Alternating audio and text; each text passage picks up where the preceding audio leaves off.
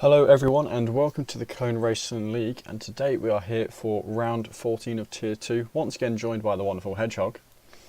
Evening, hope everyone's well. Looking forward to what should be a crazy race as it always is around Belgium, especially with it only being it's the penultimate race, isn't it? Yeah. The last race, second to last race of the season, so it should be interesting tonight. But unlike normal with the penultimate race, Cal Cohen once again is not here, so we will not leave this round with a champion. Normally when you come into round 14 it's always a possibility, but not today, as Nelly Safu sitting 6 points behind Cal Cohen, who, is that the fourth time this season he can't race? It's quite a lot, Something similar like that, isn't it? And he's still leading the championship, so hats off to him. Yeah, there's that. Yeah, he's done a great job, and like you say, to miss 4 rounds and obviously still be. I mean, obviously at the top for now. I mean, I think we've said it for the last couple of weeks. It's a brilliant opportunity for Nelly Safu, but also for DC, who suddenly crept into the mix as well. So it's a great chance for them both tonight to leapfrog him. I mean, Cal Cohen could find himself third potentially going into the last round in Bahrain. So it's a great opportunity for Nelu and DC, but it's an opportunity that Nelu's not taken over the last couple of weeks. He's had a couple of I don't want to say disappointing races because he's had an exceptional season, but for his standards, I'd say disappointing the last couple of rounds in Imola and obviously last week as well. Retirement last week. It's really not what you want to do. Well, that's it, and I think I wouldn't say he's let himself down. I think that's very harsh, but I think he's certainly not taken the opportunity where if he'd have took it, we could be sat here now with him as champion. And obviously, he's got a chance tonight to, like you say, not win it, but put himself in a great position going into the last round of the season. But also as DC, he's come out of the mix all of a sudden. We've not really mentioned him as a title contender. He's been there or thereabouts with a lot of podiums this season, but all of a sudden with Cal Cohen not being here and obviously Nelu struggling over the last couple of weeks, he's put himself in the running for the title, and it could be a shout. It could be a late shout for the title. A good result tonight and a Nelu Safu DNF, which is possible, isn't it? In Belgium, he could be top of the championship. DC is yet to win a single race. I think it's I think it's 5 to Nelly Safu, 4 to Cal Cohen, not 1 to DC. Those numbers might not be perfect, but whatever it is, DC's not going to need the other two both have multiple. Oh, and I've just been told there's going to be rain after 30 minutes in the race. Oh, so it's going to end in rain. This should be good fun. Well, we had a similar forecast to Tier 4 race, didn't we? We were told we'd get rain after 30 minutes in the race as well, and it came literally with about 3 laps to go, so you didn't really see the intermediates. It was too late for them. But of course, it's only an approximate of the system. It can change, it can come earlier, it can come later, so a good chance to see some rain, and that definitely spice things up. We know how difficult this circuit is anyway, even in the dry. How difficult that first sector is, and how many cars can lose it going up Eau Rouge. So it could be interesting that a bit of rain. We've only got one car on track at the moment. Yeah, it looks like the boss in the Red Bull is going to be the first. The other one's just waiting to see how many DNF up Eau Rouge first. Took them all a minute and a half, but one of them finally out on track. And something I'm going to say, I'm going to call them out now. I'm pretty sure. Oh no, wait, Cold Paradox is here. Is it round 15 he wasn't doing? I seem to remember Cold Paradox saying there was one race he was going to miss because he was in Greece, but I think that might be next week. Oh, okay. Not too sure. At least he's here. A couple of reserves, isn't there? 4 of them. I think there's 5. Or was it 4? Yeah, 4, sorry, you're correct. Yeah, we've got Leo replacing Razif in the Alfa Romeo, Bossman replacing Captain Nick Awesome in the Alfa Romeo, IDZ replacing Cal Cohen, our championship leader in the AlphaTauri, and is that Connects in the Mercedes? I would say Connect, yeah, that's how I'd pronounce it. I think he's a new name as far as I'm concerned. I think he is. I mean, there's already somebody off. Look at that, it's Lars on his outlap, spinning, which isn't great. It's not great confidence that when you spin on your outlap in sunny weather as well. It's not the greatest confidence booster for the night. The track is very quiet at the moment, only 3 cars on track. One of them is one of the reserves I've mentioned, Mr. Pickle, if you remember rightly. A couple of weeks ago, got on the podium in his debut race as a reserve driver. Got a lovely interview after the race with him as well. Very nice guy, and did a fantastic job. Was it Baku he got a podium? I think it must have been around Imola, the round I wasn't here. Imola, okay. Oh yeah, I think it was Imola, yeah. Baku was last week, wasn't it? Yeah, he got a great podium. Only one race so far this season in reserve, but we got a podium that night, so did a fantastic job. And like I said, we got an interview with him, very nice guy. And yeah, he's one to watch, that's for sure. He's shown in that one race that he's got a lot of pace, and he can definitely be in the mix for a win, that's for sure. Yeah, but still, none of the two are keeping a major eye on. Actually, as I say, none of the two. No, DC just leaving the pit lane. Now those two very, very important. They get themselves out of Q1. You'd expect them to be towards the top end of the field in qualifying anyway, but don't want any early mistakes. I think that's just a slow Haas. Oh yeah, I think it may be Lars going back into the pits, just on board very quickly with Underboss, who is the first driver to get on a lap. He's just approaching the sector. He took Eau Rouge very nicely, in fairness to him, and he's looking pretty quick at the moment, but it's hard to judge as it stands because there's been no lap set, but he's going to be the first driver, all being well, if he can keep it on track, to get a lap on the board in this Q1 session. 4 minutes into Q1 already, so it is just over 4 minutes, sorry, into Q1 already, so it's already going very quickly now. And obviously Belgium, with it being the longest circuit in F1 on the game, it can take you a little bit of a while to get around the track and get a lap in, so you won't see as many laps as you would say in a run around Zandvoort, for example, which is much shorter. So it's a track that's very technical. It's a great circuit, but you've got to be very careful, because if you lose it, you're in big trouble. Of course, Underboss does set a purple sector, but that is to be expected, as he's the first driver to register that time in Sector 2. Yeah, well, it's such a fun track to race, because you've got the Kemmel Straight, which is great for overtaking. Of course, there's always that "Here comes Sebastian Vettel" line you hear over and over again. You've got the run down to the bus stop as well, also a decent overtaking opportunity. So there's multiple different places drivers can go for overtakes. A couple of DRS zones, although the one on the starting straight isn't going to do you all that much, other than set you up for an overtake, as we get our first lap coming in at a 1:43.1. Yeah, good start. Lars has stayed out to do a lap, but he has invalidated, so it's been a pretty difficult start for the night for the Haas driver. Of course, had that spin on his out lap, and he's now invalidated his first official lap. So not the greatest start for Lars. His teammate Hobbs, who has impressed this season, he's put together some very solid results. He's on an out lap about to get prepared for his first run around the circuit. We've not lost anybody up on Rouge yet. I'm probably about to jinx that and commentators curse it, but so far so good. Just on board with oh, and I think we just had a Red Bull. Oh no, he's just going slow. Yeah, I think it was Underboss, wasn't it? I saw the yellow flag, I was like, oh no, I jinxed it. Newell, who of course won a race a couple of weeks ago, he of course won the Imola Grand Prix, if I remember correctly. Very impressive as he took the seat sort of midway through the season, but of course we all know how quick he is, we all know the pace he's got. And he'll be looking again tonight to end the season towards the top of the standings. There's a lot of cars on track. It's very busy in Sector 1. There's a lot of them about to tackle Eau Rouge, and it's Lars, and one has gone. Oh, hang on. Lars, is it up Eau Rouge? And Bossman's sideways coming out the exit to the bus stop as well. Any cars in C? He's actually gone before Eau Rouge. That's an impressive place to go. How was he retired there? Yeah, where did his car start from? But either way, what I would say is, I don't see damage on his car, but that's a strange one. Whether he's retired on track, I mean, I don't know. That's a really funny one. I mean, I'm pretty sure I saw some front wing somewhere. Oh yeah, maybe a front left wheel actually. But that's a really weird. I mean, we know he had a tough start to the night. Of course, he he span on his out lap, then he invalidated his first fast lap, and now he's gone in one of the most peculiar spots of the circuit. A circuit you don't normally associate with people DNFing. So yeah. Oh, well, Bossman Pickle had a huge moment at the exit to bus stop. Alex went and had a small moment still, but he was actually slower. So Bossman Pickle, despite his mistake, showing a lot of potential. I think this is De Will coming towards the line. Yep, fourth fastest, or slowest at the moment, at 44.1. I was racing against him on Tuesday. In the GT7 side. Do you know, I was behind him, I was catching up, and with 3 laps to go, I picked up a small penalty that when I served it meant I couldn't fight for the lead. So he managed to beat me only just at the end.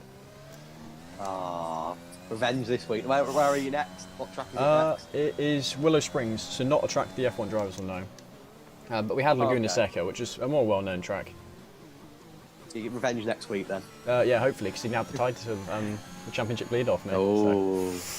DC has set his first lap, of course. He's put a little bit of pressure on his championship rival Nelu Safu. He just set a 1:43.3, just a little bit slower than his teammate Underboss, who currently set the quickest time. Nelu Safu on an out lap as he approaches Sector 2, so he's yet to set a lap, Nelu Safu. But the track, as you can see now, is very busy. There's a lot of cars. I'd say maybe about 15 cars on track easily there, so it's very busy. Yeah, it's this Q1 session. Leo's on the medium tyres, which is an interesting choice. I guess saving the soft tyres for later on in the session, maybe.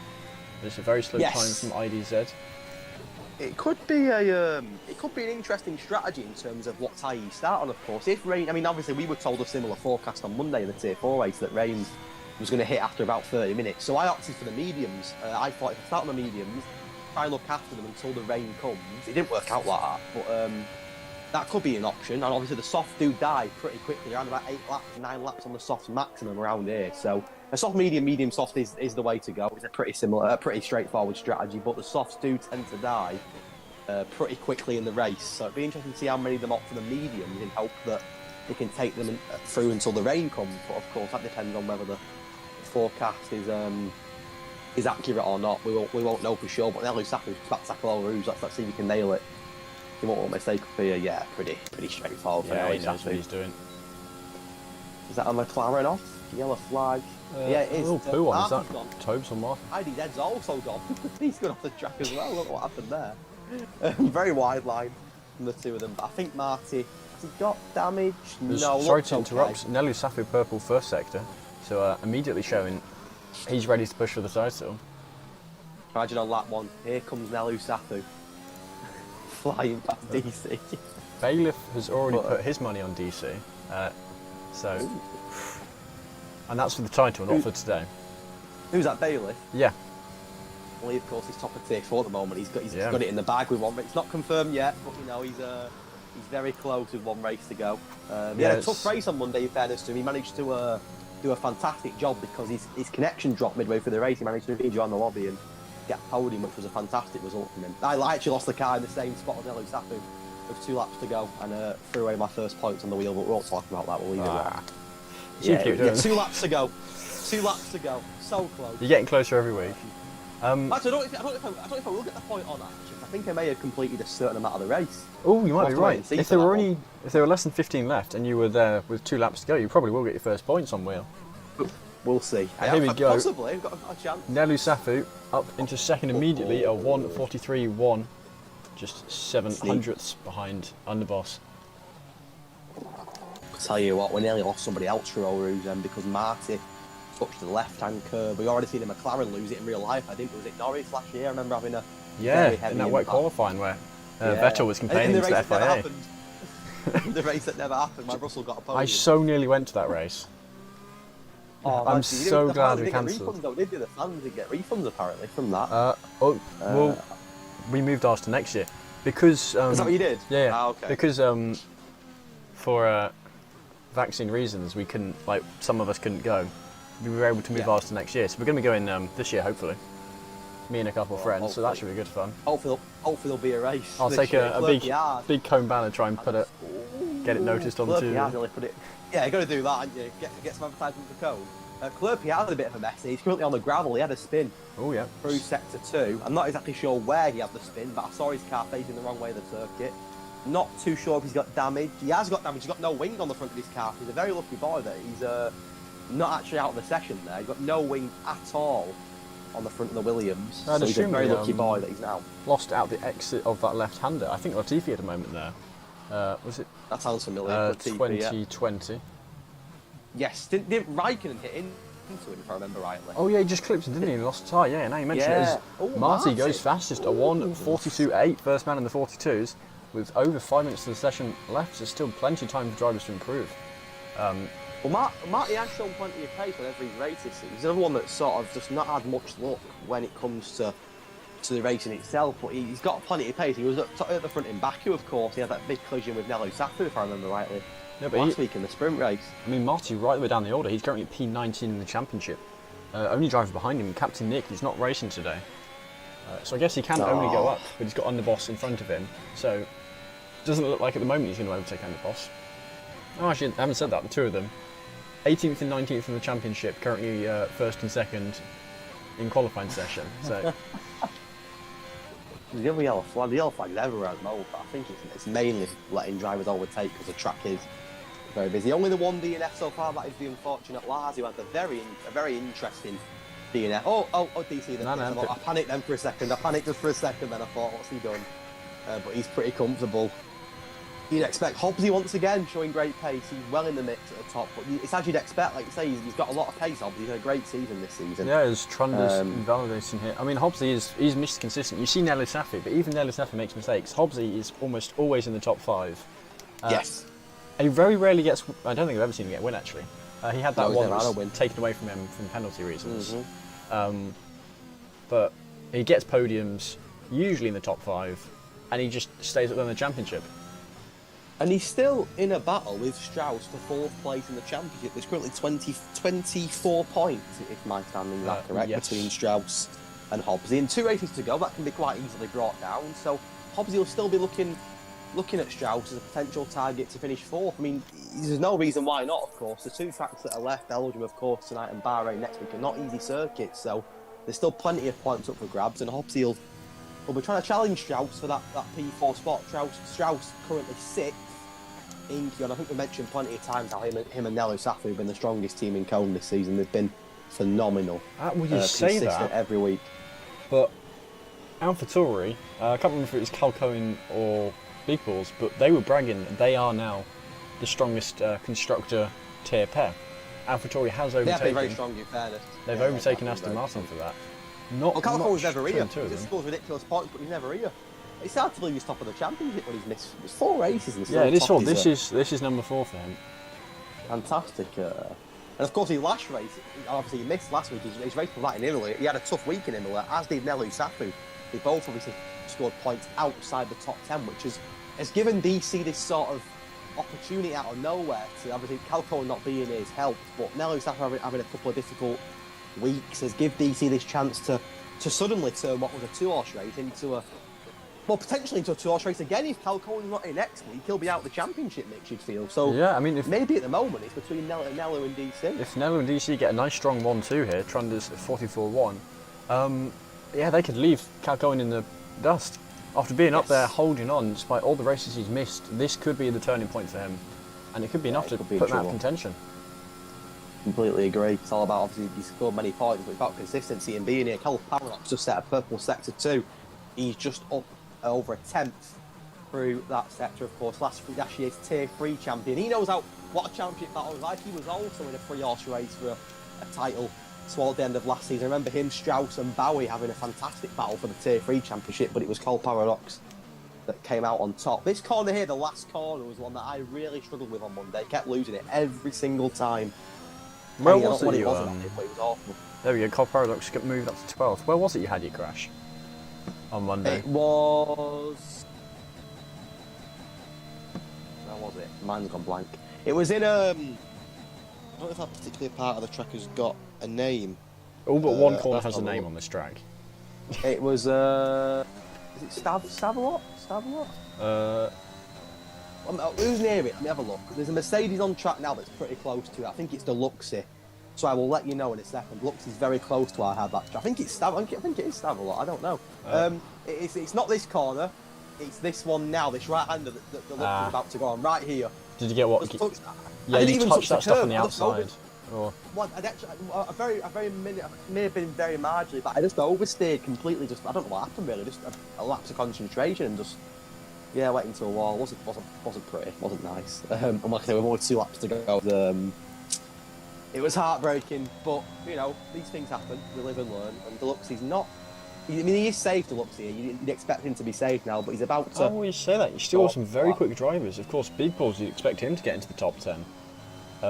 In fairness, look how close it is. It's marginal, isn't it? 2 tenths from 10th down to 14th. It's not much in it at all. Actually, now you mention it, I really am looking and seeing just how close they all are. Everyone, I mean, it's ridiculous, that, isn't it? It's very close. Yeah, from Strauss down, not much between any of them. Tobes. I think Club Yard's the highest I'd be confident saying is safe. To Will may have made a mistake here. Great jump from Tobe, but he just improved by a second and got up to 6th. So a great lap from McLaren, who's put himself into the safety zone. Someone who's not in the safety zone is the reserve of Connect, and he's in the pits and he's out. That is confirmed, as is Trunders. So that's 2 of the cars that are definitely not going to be in Q2. One of the other drivers that is at risk is Leon in the Alfa Romeo, just going up Eau Rouge now. It's a big lap for Leon this, because at the moment he also will not be in Q2, the reserve. Here we go. Big Balls P3, and he is safe. So look at Pickle. He's flying again. Yeah. He's not having a pickle. That's shocking, isn't it? P2. Right. He's so absolutely flying. Cole Paradox P15, but he's already finished. So if either 4-star or Leo can beat him, I think 4-stars. 4-stars on the grass. Oh no, okay. So this is a game of Leo versus Cold Paradox now. It's just those two left. The rest of them are safe. Forster's playing Grass Simulator. He's cutting the lawn here. Doing the garden. What's he doing? Get on the track. Cutting the lawn. So it's Leon, isn't it? He's 2 temps up here though. So could Cold Paradox be in a bit of trouble? We'll see. Potentially both Alpines could be out here if Leon can improve. He's looking pretty quick at the moment in that Alfa Romeo as he approaches the final sector of the track. He's 6 temps up, he's flying. Well, nearly 7 tenths. I think if he can keep this up, he's clear because he only needs to find, what's that? Not even 4 tenths. Yeah, I think Cold Paradox could be in trouble here. Could be in trouble. Unless Leon, like if he makes a mistake in his final 2 corners, but you'd expect him, all being well, to nurse it home. He can even, take his foot off a little bit and he's got a bit of time in the back. Yeah, someone's backwards. There's that Alex, and there we go, up into P3 for Leo. Alfa Romeo. That's us done, isn't it? Performance here. Alex has gone through by the skin of his teeth, hasn't he? So Cold Paradox and Forster, both Alpines out. It's the lawnmower crashes. Did you see that as well? Yeah. So both Alpines are out. The reserve of Connects, Trunders, and of course Lars, who was the only DNF on track, which was a bizarre one. That very strange DNF for turn 1. Very I don't really know what happened there. Whether he's had a drink, he's drink driving, that could be possible because he had a shocking start, of course. As mentioned, he crashed on his out lap and then he invalidated his first lap and then crashed on his second lap. So it's not been a great start tonight for Lars, but maybe a driver of the day performance is incoming 20th to first. Who knows? We will see. Yeah, we'll see. It sounds like the 2 AlphaTauris are working together here. Big Bull's giving IDZ a bit of a toe. IDZ tried to return the favour, apparently wasn't successful, but I think Big Bull's performance speaks for itself when he says he doesn't need it all that much in this session.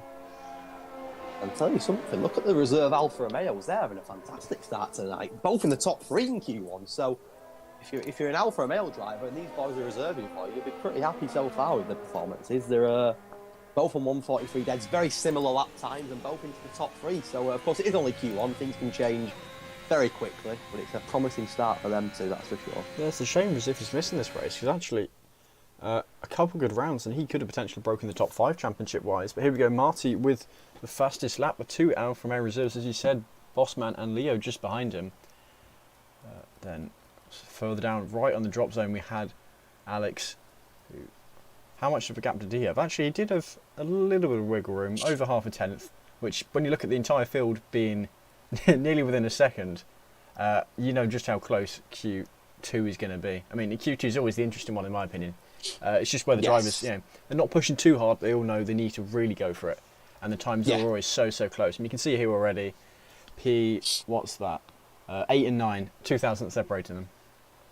Yeah, I completely agree. Q2, as you've said, is always the exciting one. Of course, Q3 is the battle for pole, but Q2 is where it's at. You know, what tyre do you opt for? Do you try and get through on a different tyre? You know, do you gamble? And of course, there's only 10 of the 15 that get through, so it's fine margins. So it'll be interesting. Like I said, there's no sort of predictions yet in terms of who's going to get pole. It looked pretty close there, and you'd expect drivers to improve now into Q2 and obviously into Q3. You can already see that a couple of set mediums for an early lap on mediums. DC's already put the mediums on. IDZ went onto them, then hopped back off them. And he's back on them again. It's already a bit of a mix. This will be interesting to see how many of them try. Obviously, it's no harm in going for a medium lap and seeing how you get on. But will a few of them try and get through on the medium tyre? Of course, it's easy said than done. It's very difficult, so we'll see. Strauss. Strauss, second man out on track. First man, I believe, is Claire PR. Yep, he is the first driver out on track, and he's on the soft compound. Hello, Jacob. It's a big split between the two, isn't it?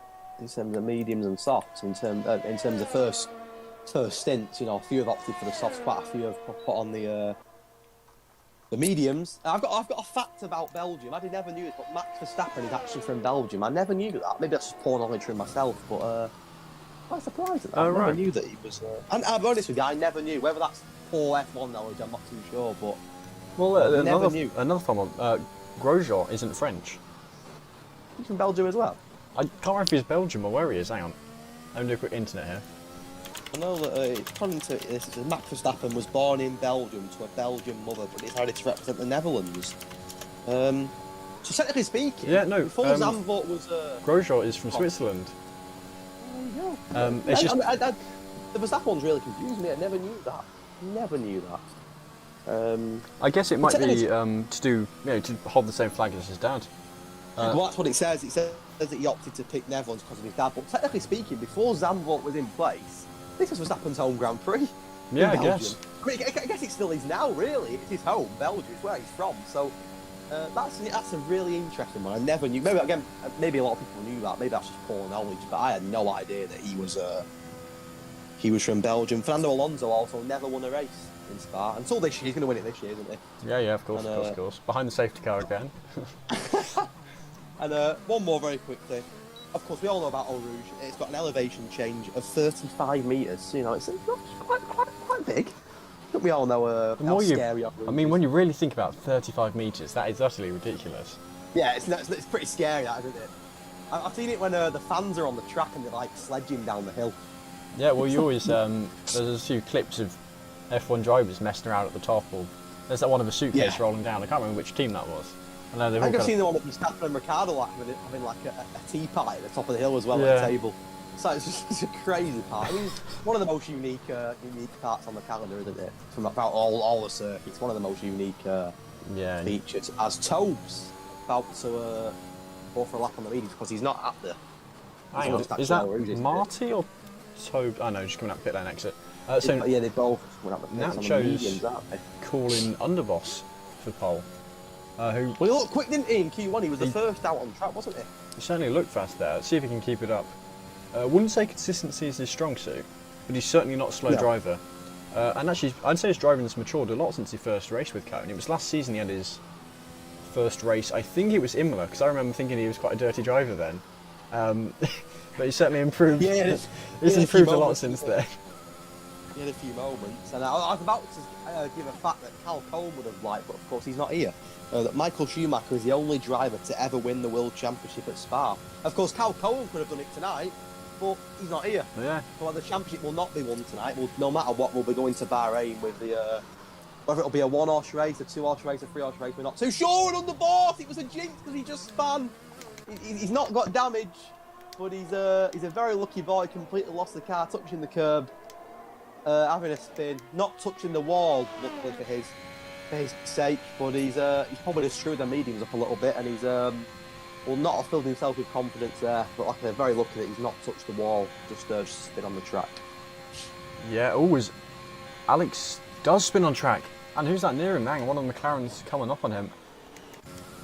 You know what? That's the same corner you said you crashed out at hedge. Yeah, the hedge corner. Alex, the hedge. We'll call it the hedge corner. I can't remember his name. But there we go. Alex out into the wall on the right hand side there. It's Marty preparing his tyres for the lap. De Wil now second fastest. Schumacher will be going into the pit lane. Yep. I tell you what, that was a very clean take of Eau Rouge from Mr. Pickle. He's really impressing me so far tonight. And again, I've watched him race once this season in Imola. He's a bit of a tricky. I think he screwed it up. I think I jinxed it. I have jinxed it. He screwed it up in the chicane. He had a brilliant start. The Eau Rouge was so clean, and then he went into the chicane and just completely got his braking points wrong. But he does look quick. And obviously, like I said, he's got a podium in the one race he's raced this season so far. So I do think he could be one to look out for. As could his teammate Leon. I think both Alfa Romeos could play their part tonight in this race. They're trying to find which driver is going to be the next to set a lap. Is it one of the Alfa Romeos? Is it? I think it is Bossman Pickle, actually. I think he will be the next driver to set a lap. Another one using the medium tyres. DC only man to set a decent lap on the medium so far. So we'll see how Pickle can compare to him. Who else have we got? De Wil's going around for another one, though. That's probably going to be an in-lap. We've got the two McLarens both on the medium tyres. They're both currently in the middle sector, or as they say, that one of them starting the final sector. So get a better idea of just how quick DC's lap is, given it's on the mediums. It'll be interesting to see there's an AlphaTauri off there. I think that's Pig Balls who's gone off there. Pickle is going to go again. Of course, he got himself into a pickle in the chicane. He's going to go again and try and set a much better lap, because that's not going to get him into Q3 as it stands. But of course, his Eau Rouge was fantastic. Took it really clean. It was just the first chicane that caught him off guard a little bit. Got it wrong and lost a lot of time. But he's about to tackle Eau Rouge again, and they're hoping to keep it clean again. and not touch that curb and not lose it. And again, it's very clean, very solid there. But it was the upcoming chicane which screwed Pickle's lap up last time. So he'll be hoping to not let lightning strike twice here and take it pretty comfortably. He gone then for a second, but that's nice. He does. These tier 2 boys, they know what they're doing. Yeah, they're not bad, are they? They're not too bad. Certainly, that corner there, though, that's one that always gets me as well, where he's just gone round. I always find it really hard to navigate. Oh! And he's gone. He's had a pickle, Mr. Bossman. He's off. Oh, and lucky for the other drivers, his fastest time was a 54.5, so that shouldn't get in the way of 10 drivers getting through into Totally invalidated on the same spot. Where Pickle crashed, Toad went on the curb and invalidated, so that curb is causing a couple of issues. But, that's a shame. He'll definitely not be in Q3, and I think he would have been. He's got the pace, that's for sure. As the looks he warm and he's tired, because it's taken a long time to do it. He's about to go on the soft run. But Pickle and Alex has gone as well. Have I missed that? That was a long time ago. Where was it? That was on the hedge corner. Remember? Oh yeah, of course it was. Yeah, sorry, my bad. Mine's gone blank already. That's 2 of them out. So yeah, only 3 drivers need to get quick enough time, which actually opens up the opportunity for mediums a whole lot more. We've now, hang on, I need to see at the moment, can't you? How many are in? How many are in the top 4 mediums already? Best one is DC with that 43.8, just shy of DeWill's time. So, yeah, we'll see. I'm not sure if McConey's correcting the spelling of Hobbsy to Hopsy. I think he's correcting us. Or if Hussein reckons he's going to get a pole. Oh, that's an interesting shout. Oh, his head's gone in the same place as Pickle. He's hit the wall, but not luckily for him. He's not out of the race, but that corner is causing a lot of problems in Q2. We've seen Tobe invalidate there, and we've seen 2 drivers go off there. Hopefully for Eddie, he wasn't going as quick as Pickle, so he didn't lose the car in the wall, but he's gone on the graph and touched. So he's gone again. What's he doing? He's gone again. It's the hot tyres, I guess. What's he playing at? Meanwhile, his teammates setting the purple middle sector on the mediums, which I always thought was the most technical sector where tyres matter the most. So I guess we'll see. He's won 2 races. He's won 3 races this season for 2 different teams, of course. He won for the AlphaTauri, but he also won in the Red Bull in USA. He goes 5th fastest. There we go, 2nd fastest time on the mediums. Yeah, so very heavily dominated the mediums out at the moment in terms of that top 10. I assume, well, I don't know if you watched the Tier 3 race itself, but I assume you certainly heard that McConey got his first win in CRL. He did. Which, for those of you who don't know, 73 races, he went winless. He won it on the 74th within CRL, and he can now finally call himself a CRL race winner. Love that. Well done, McConey. Out time, isn't it? Took him a while. Just a few races. So there's not exactly a massive amount of people who've been in code longer than me, but he is certainly one of them. So, yeah, I think everyone was just ecstatic to see. I'm on board with the Deluxe. He's not improved again here. He must have lost the car somewhere because he's way off it. So he's having a tough time of it at the moment, is Deluxe. Very quickly on the championship winning, of course. We've mentioned DC and obviously Nelu Safa already, but look at Nelu Safa's last couple of races, of course. He DNF'd last week, he got nothing in Baku last week. And the week before in Imola, he didn't get in the top 10, so he's having his roughest time of the season so far. Do you think tonight he has to finish above DC with 1 race to go? He has to get himself into that top 3 and get some solid results. Necessary. Because of course DC isn't a race winner. I mean, he's not a bad driver, but he's yet to win a race. Nelu Safa has. He can say he's won multiple races. Yes. So even if, factor, of course, if you finish on even points, Nelu Safa will have that advantage, won't he? Yeah. So there's 12-point gap between DC and Nelu Safa. So multiple combinations of finishes they can get where they end up with that 12-point gap difference. So they could be tied going into this. There are methods that all 3 drivers can be tied. So that would certainly be a fun one. What would that be? I think that is... let me get out the point system. I haven't memorised the whole thing just yet. Right, so I'm looking in the wrong place. No, I'm not. So if we can get DC to finish P6 with fastest lap, and Nelu Safa to finish 11th, all 3 of our front championship runners will be tied going into the final round. Which, that would be, while very unlikely, would certainly be extremely interesting to watch. Yeah, that'd be crazy. And we hope that Calcone will be here next week. There's no guarantees he will be, but we hope he will be for the finale. Because no matter what happens tonight, he'll still have a chance of the championship going into next week. There we go. Strauss straight to the front, 42.8. Yes. And that's him safe. Huge margin. 100%. I'm just on board with Leon on his outlap on the softs. He gets a set of time yet, but of course he was in the top 3, don't forget, in Q1. But of course his teammate Pickle was also in the top 3 in Q1, and he's ended up in a wall in Q2, so things can change very, very quickly if you're not careful. Someone backed Hobbsy for pole, didn't they? Was it who was it? Was it Nacho who said Hobbsy for pole? No. Nacho said Underboss for pole. I think McConey was correct in our pronunciation to Hopsy instead of Hobbsy. Right. Sorry, my bad. Hobbsy on an outlap, should I say? And he's currently 6th, so he's not through yet, but he's in a good position, you'd say. Obviously, 2 of the drivers have DNF, so it makes it a little bit easy for these boys to progress. Interestingly, Deluxe he's come out on the mediums. He's tried the soft and it's not worked. He's going to try and get through on mediums, which will be a very tough task. But why not? Give it a go. 2 minutes to go in Q2, so he'll get a lap in, maybe 2 at a push if he's quick. Yeah, an interesting one. To get through on mediums now will be a very difficult ask. No, but less so than usual, because we've already had 2 drivers crash out.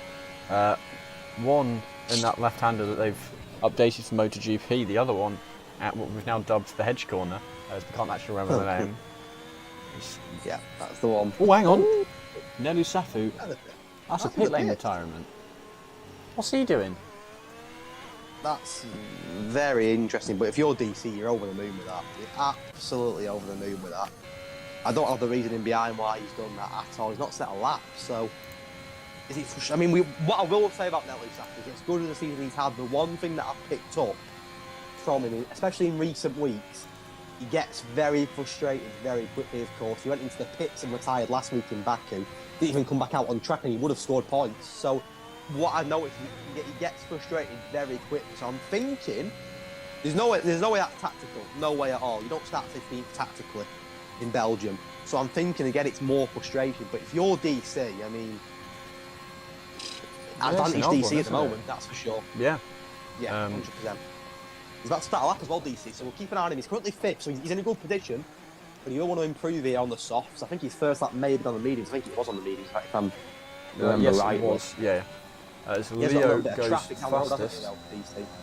There's a McLaren of Marty letting him go through.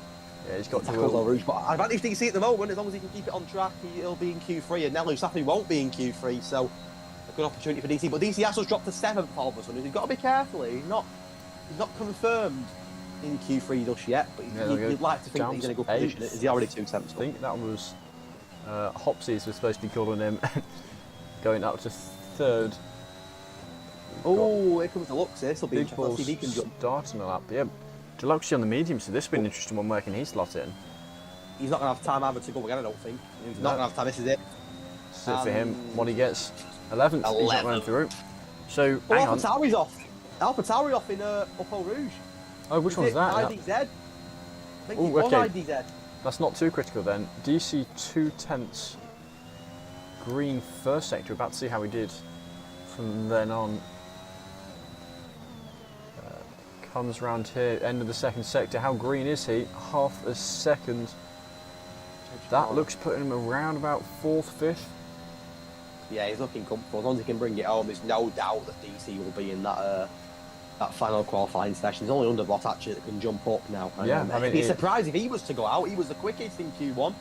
So at the moment, we saw that crash from him earlier. Yeah. Managed to give it out the wall. Not DNF in the same place as Bossman. Can he dump Big Balls out for now? So DC, he's safe. Underboss. Underboss is safe. Big Balls is now out. He's on the lap. He is on the lap. He's on the soft tyre as well. He's nearly. Oh wow. Okay, well. I think he's safe. Yeah. So Marty. No, Marty. There's no way Marty, because Marty's not on the lap.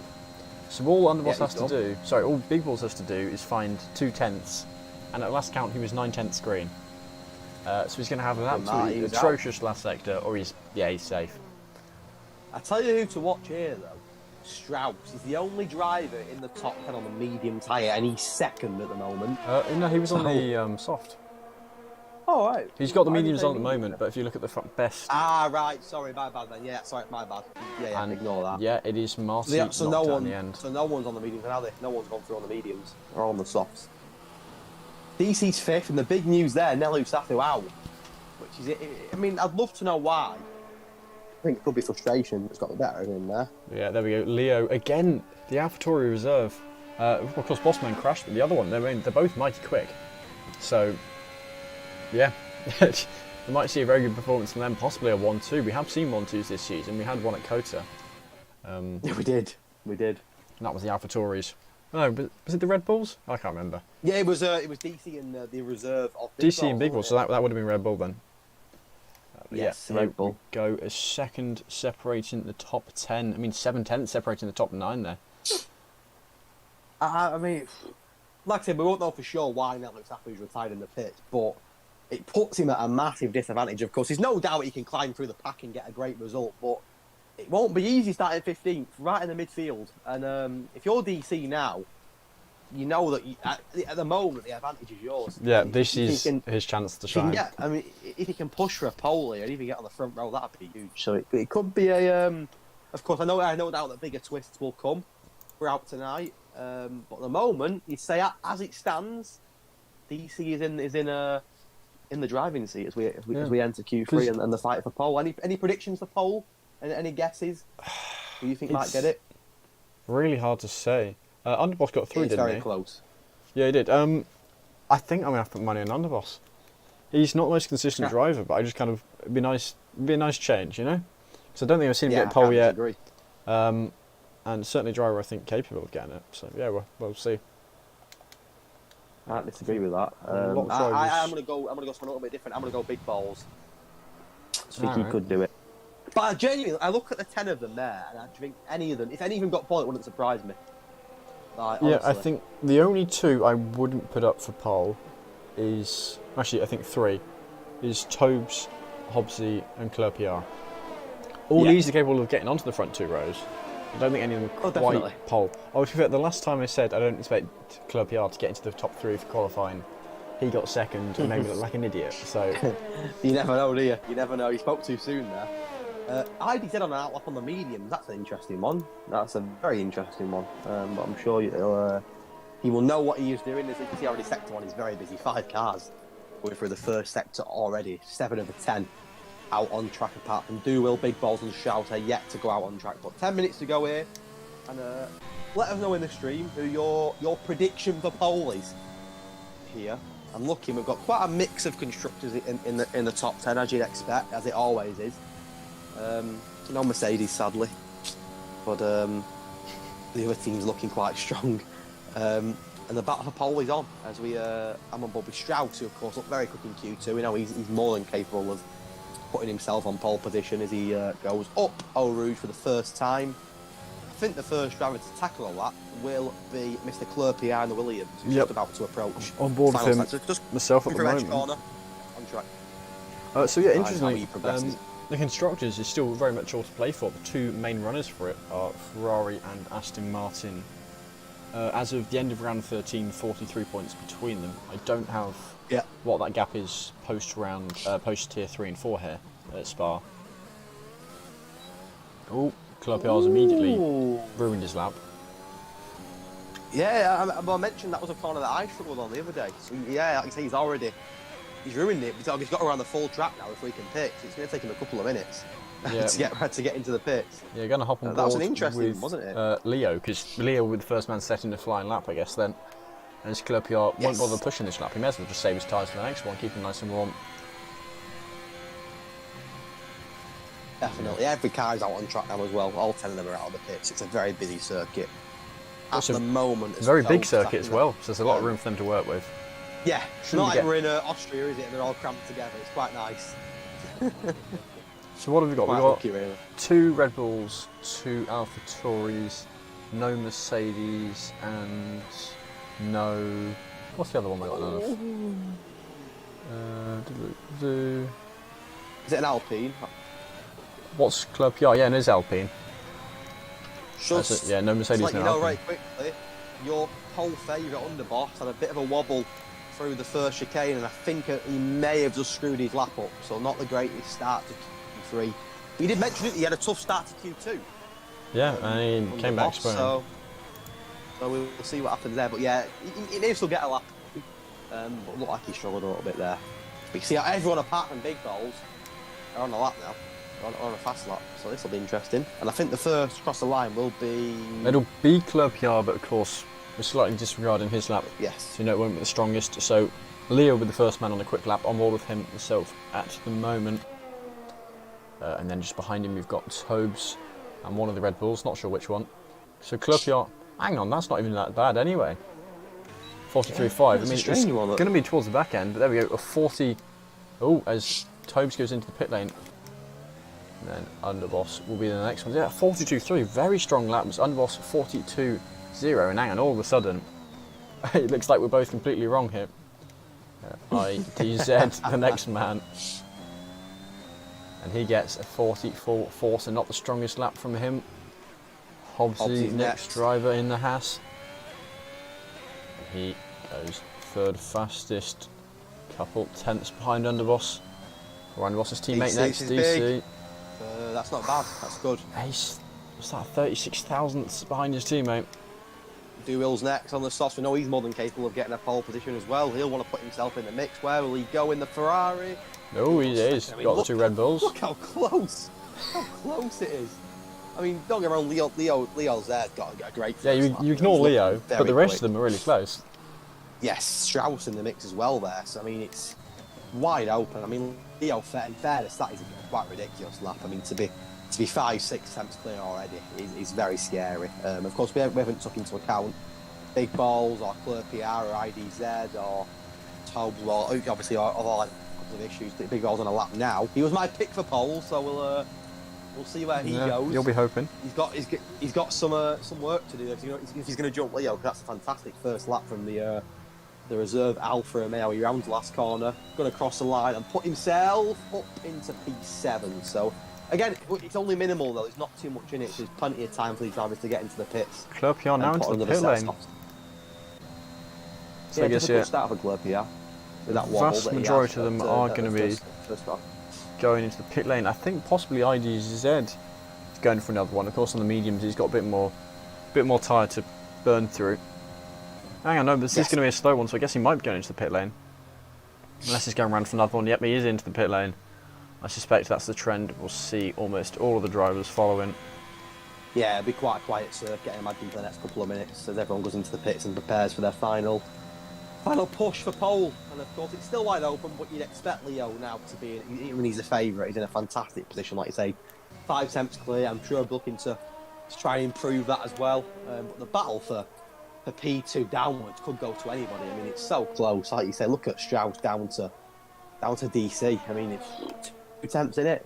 I mean, it's not too far behind Hobbsy either, so it's going to be close. And there's still 5 minutes to go, still plenty of time for the drivers to get into the pits and get another lap in. And yeah, still time to see who's going to get pole. You know, there's no guarantee Leo will get it, but at the moment, it's looking great for him. Huge gap. Big Ball's the only driver not in the pits, but he's about to go into the pits as he enters to 3, and that'll be all our drivers into the pits, as we mentioned. Get the soft tyres on. Looks like someone's already coming out. It's a Ferrari. Yeah, that'll be DeWill. I think we can have another look at. No, it's not DeWill. Like a Ferrari was moving. Yeah, I thought that as well, but I guess not. Tobes is going out though. Maybe Ferrari into the pit. Sorry, DeWill's pulling into his garage. That is why. Like there was moving. I thought the same thing as well. He's going to go out. So Tobes is going to be out on the track on his own. Only man. Get an earlier lap. Why not? I don't blame him. You know, why not? Yeah, only man lost his head at the lap, so may as well join the rest of them on the board, see how he fares up compared to them. When Tobes, he'll get to the start line and they'll all come out in front of him. There'd be a queue of traffic. 4 minutes to go, but of course it does take you well over a minute, nearly 2 minutes in fact, to get around the track. So they'll all want to get out pretty soon and give themselves plenty of time to get a run in. Tobes, as mentioned, the only driver that's yet to set a lap, of course, in this session as well. So he'll be looking to put that right. Club PR also out now on track. And also Club PR, we know he's got more pace to find. because we saw him make that mistake at the exit to the bus stop. I don't know how much that would cost him, maybe half a second. So, you know, he can afford to get towards that top 5. Now, there's other times will improve, but of course his lap times can improve as well as track condition changes. So wide open, yeah. wide open. Of course, there's no sign of rain in quality. We are expecting some form of rain, when that'll come or not, we don't know. But we are expecting some form of rain here in Spa at some point during the race, which could, and most definitely will, spice up the race, spice up the strategy a little bit as well. Of course, we know DRS once that rain comes, but of course we don't know when that'll be, whether that'll be on lap 10 or lap 22. We have absolutely no idea. But with it scheduled for half an hour, you'd expect to see it before the end of the race, that's for sure. We will see. Of course, for commentators, we want to see it as early as possible. I'm sure these drivers don't want to see it, but for us as commentators, we want to see it pretty. Yeah, bro, it's a spanner in the works, and it will always create a much more interesting race. There was that Tier 4 race I did at Imola, and it was raining with about 3 laps to go, and that really shook things up. Yes, you can do that. I mean, that's what, you know, late safety car comes out and it forms everyone together in the rain. I've seen that many times as well. It can really twist the race around. I mean, you don't really expect too many time penalties in Belgium. It's not normally a track you associate with penalties, so you'd expect that to not be an issue tonight. Of course, we don't know for certain. They could pick up a couple. You can get them up on Rouge a couple of times if you're not careful. So it is possible, but it's not a track you associate with many penalties, so that shouldn't really play much of a factor, especially when how experienced these drivers are. Yeah, I saw someone. The one thing that really annoys me. Oh, sorry, go on. I saw someone pick. Oh, it was Tobes and Validates. I saw someone pick up a penalty on the left-hander just before that Rouge rally on. They were going side by side, and I think it was Leon, not to be confused with Leo here. Yeah, it was side by side with, might have been McConey actually. No, it was, who was it? It was a Mercedes. I can't remember which one, but I'll let you say whatever you were going to say. But I think I was going to say that the one thing that really frustrates me as a commentator, and I've done it myself as a driver, but it's speeding in the pit lane penalties. I think it's such an avoidable penalty, but it's such a big penalty to have to pay. You know, and even drive-through pens, it's so avoidable. And hopefully we won't see any of them tonight, but like we will. It seems to happen quite often, but it's so, I've done it myself, and it's so annoying. Such an avoidable penalty to pick up. But you know, whether that'll play a mix, like I say, Belgium not a track you normally associate with penalties, so we'll have to be careful tonight to avoid them. There's a few that are just have to start their laps now. I can see they're both AlphaTauris and DC just starting their final laps. Anyone on a lap at the moment? Invalidate. Club, he's on a lap, and he's got a lot of traffic ahead of him. You can see here, which one was that? Leo moving off to the side. He's going to be catching up to a lot of others who themselves will want space. Potentially could have problems to bus stop.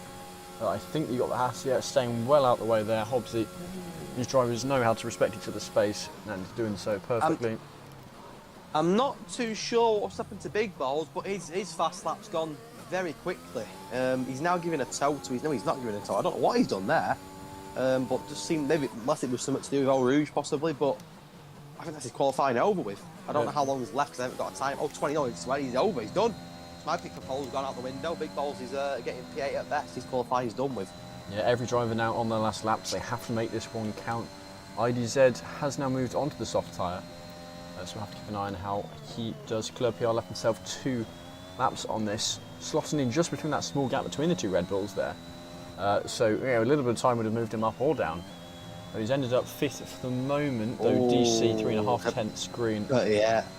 Purple sector looking quick, and you know it's a big opportunity this with Nelu Safa, of course, only qualifying 15th earlier. It's a great opportunity for DC to put himself right at the front of the pack going into the 22 lap race. 2 corners to go here. He will not want this to slip up. This is a great opportunity for him to get right towards the front here, maybe even on the front row. Let's find out. I think it would be P2. Crossing the line. P2. Of course, it's still plenty of time. Change. Yeah. Oh, Big Ball's on the gravel. I don't know what he's doing now. He's doing it right there. Well, he's trying to stay away people. There we go. IDZ third, half a tenth back off DC. Tobes will be our next man. Yet just had laps and more pressure behind him, perhaps. But he hasn't let it get to him. P6 for the driver. Who will next? He goes fourth, just gaining a few positions. This underbox next man. This was my pick for pole. Not sure he's going to get it, but we'll see. He goes 5th fastest. We're not very good at this, are we? Strauss next man. So he goes P2. Club PR next man. Then Leo coming around for another one. And he's improved. Even faster still. Here comes Hobbs, he's in traffic. He's got big balls in front of him. And he's not pushing. Hobbsy's done, isn't he? Yeah. Well, 9th for Hobbsy. 10th for big balls. But Strauss has done his teammate a favour there by jumping DC onto the throne. You wonder, will Strauss try and play a bit of a tactic here? Hobbsy's got in the front wing. Oh dear. So I guess that's why he didn't improve. I didn't see where that was. I remember going back to the Hungary race in real life last year, of course, Ocon won. And Alonso did fantastically for his teammate to defend from Hamilton. So I just wonder, will Strauss try and do a bit of a defensive move himself there and just try and hold DC up for as long as he can in hope that Nelu Safu climbs the ladder and starts catching, of course. It's a big if. It's a big if, but I'm sure that if you're Nelu Safu, you're over the moon that your teammates managed to jump your tyre level into second. And we know how good Nelu Safu and Strauss are as a team as well. So that could be an interesting one, that. Yeah, I mean, Leo just blown away the rest of the field here. I mean, we've seen him before. I'm trying to remember how he did in previous weeks, but I guess he'll be very happy with that one. Huge gap to the rest of the field. And you look from second down to, what's that, down in 8th? Yes. Less than 4 tenths. Wide open. I mean, the gap between first and second, I think, is bigger than the gap between second and 8th. Which just tells you how well Leo did. Yeah, he really got that pole down more. But the rest of the field, so close. I think if you're DC there, you're over the moon with knowing that Nelu Safu was down in 15th, you'd have been over the moon with a P3. He might be a little bit disappointed that Strauss has just jumped him so much. I mean, Leo, got to be careful tonight because looking at it, of course, quali pace doesn't determine a race pace, but throughout all 3 sessions, he's looked very, very consistent and very quick. And with him leading the pack, there's a good chance he could pull away at the start and open up a gap. If you're DC though, I think you're over the moon with P3. I think you'll be over the moon with that. I think starting in 3rd, knowing that Safu's down in 15th, I think you're quite happy with that. As for rain, looking like we've got quite a nice clear track so far, so there's no sign of rain just yet. That's sure. Yeah, I've got the standings up at the moment to give everyone another reminder, but for those who didn't hear it earlier, rain coming after about 30 minutes in the race, so it will be towards the tail end. I'd have a guess at about lap 15 or 16. So we'll see how that throws things up. But it's going to be a very interesting one. Cal Cohen not racing. DC starting P3 compared to Nelu Safu's P15. So championship-wise, everything open. And of course, Strauss, he's not technically out of the championship runnings yet. He is still just about hanging on. 82 points up for grabs. I mean, he's got to win both races. Preferably get both fastest laps and just hope that the rest of them crash. You never know. I mean, with Spa, it's not that unlikely for people to just DNF, so... Could you imagine if after all this Strauss won the championship? We're all there banging about the other 3. Strauss ends up winning it. He has put himself in a good position tonight, starting in P2. But I mean, I don't like picking a 3-race favourite, especially on a track like Belgium where things can change very quickly. But Leo scares me tonight. Looking at his quali pace there, he's in a league of his own, and he's on pole, of course. Yeah. If he gets away well, and of course, there's a good chance of plenty of safety cars, etc. on Belgium, but if he can get away cleanly, I think he could absolutely run away with it tonight. I mean, looking at the strategies, it's pretty even split apart from Force. Yeah, he's the rarity here, isn't he? Everyone in the top 10 on softs, as we knew, everyone outside the top 10 on mediums, apart from 4-star. I guess it's just hoping to fly through them. Nelu Safu is starting P15 way back down the order. Retired, I'd assume. Well, I don't know if it's accidental or not, but I mean, with 2 people having DNF'd in that session, you'd have got an easy P13 and still been starting on the mediums. So unless he's just kind of starting to have fun while they work his way through the field or what, I'm not sure. I don't think it's the time of the season to do that though, is it? I think if he had a comfortability at the top, I'd understand it, but he doesn't. And I think, like I said, my prediction there, and I could be wrong, but I think he's someone that gets frustrated very easily. I think that's the case again there. What I would say is, he's 15th, but if he wants to climb through the midfield, he's got a lot of quick drivers in front of him. Look at the car to ahead, Pickle. He set great pace whenever he's raced this season. He's got to get past Big Ball, Hobbsy. I mean, the list goes on. It will not be easy at all. Yeah, I feel like last thing he wants is an early bit of damage there, taking the medium tyre off. I mean, the longer I spend in Tier 2, the more big names it feels like there are. Because more and more drivers have just proved themselves across different races. You've seen their pace, you've seen them shine, and then it's just all of a sudden you have a field of, 20 quick drivers, all of which were pretty on par with each other, and not one of them really a specific standout, or even just a group of 5 of them. Of course, you've got the consistent guys, but on raw pace, really, it is fairly close. Leo here really is the anomaly. And being a reserve, it's more likely, I guess, for them to be on the quicker end, because they don't like to chuck too many reserves into Tier 1, because those guys have a habit of showing up every week. I think what I would say as well is, and to keep an eye on 4-star, of course, the only driver not in the top 10 to opt for the softs. I think he'll be quite happy with that, knowing that when he's seen it, knowing that he's the only driver that's not gone for the medium. Sorry, he'll be one to keep an eye on it. Can he get away well? Can he put some quick times in on the softs? Can he push towards that top 10? I think he could. He's got a good chance here. Of course, he's not going to be. He's got his teammate right in front of him as well. But 4-star could be one to keep an eye out on here, see how he gets away on the softs. Of course, the softs normally last about 8-9 laps at a maximum. And then onto the mediums. It's a pretty easy medium, soft medium strategy, not including the rain, of course, which could come later on. But the likelihood of a safety car early in this race is probable. We know how difficult the start of this race can be in Belgium. For whatever reason, Marcy's going to be the last man on the grid. So you know how I said that the Tier 1 guys always show up? They have 6 absences today, so they got... Well, you jinxed it there. 5, maybe 6 reserves. Well, I jinxed it after the fact. Did I know about it? I'm not sure. I guess I could have worked it out. Trying to find a nice camera. That's a nice camera angle.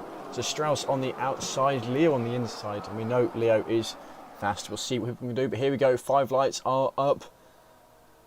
Oh my goodness! And we've got 3 jump starts. 3. Wow. That's Club PR, De Will, and Underboss, and immediately 3 wide into turn 1. Strauss between IDZ and DC, holding them off. IDZ having to go wide as Leo immediately builds a gap to the rest of the field. IDZ rejoining. Oh, and he's crashed. IDZ, huge crash with DC. Club PR already up 3 positions, and DC dropped down 1, but already looking to try and get that back from Club PR. Oh, yeah, he was well. How was he not retired? He has retired. He has retired. Lost 2. What a start. 2 reserves are out. And there's a VSC, and look at how close everyone is with this VSC underway. Now, what I would say is I was on board with Nelu Safi the whole time. He got sandwiched at turn 1. He got pushed off the track.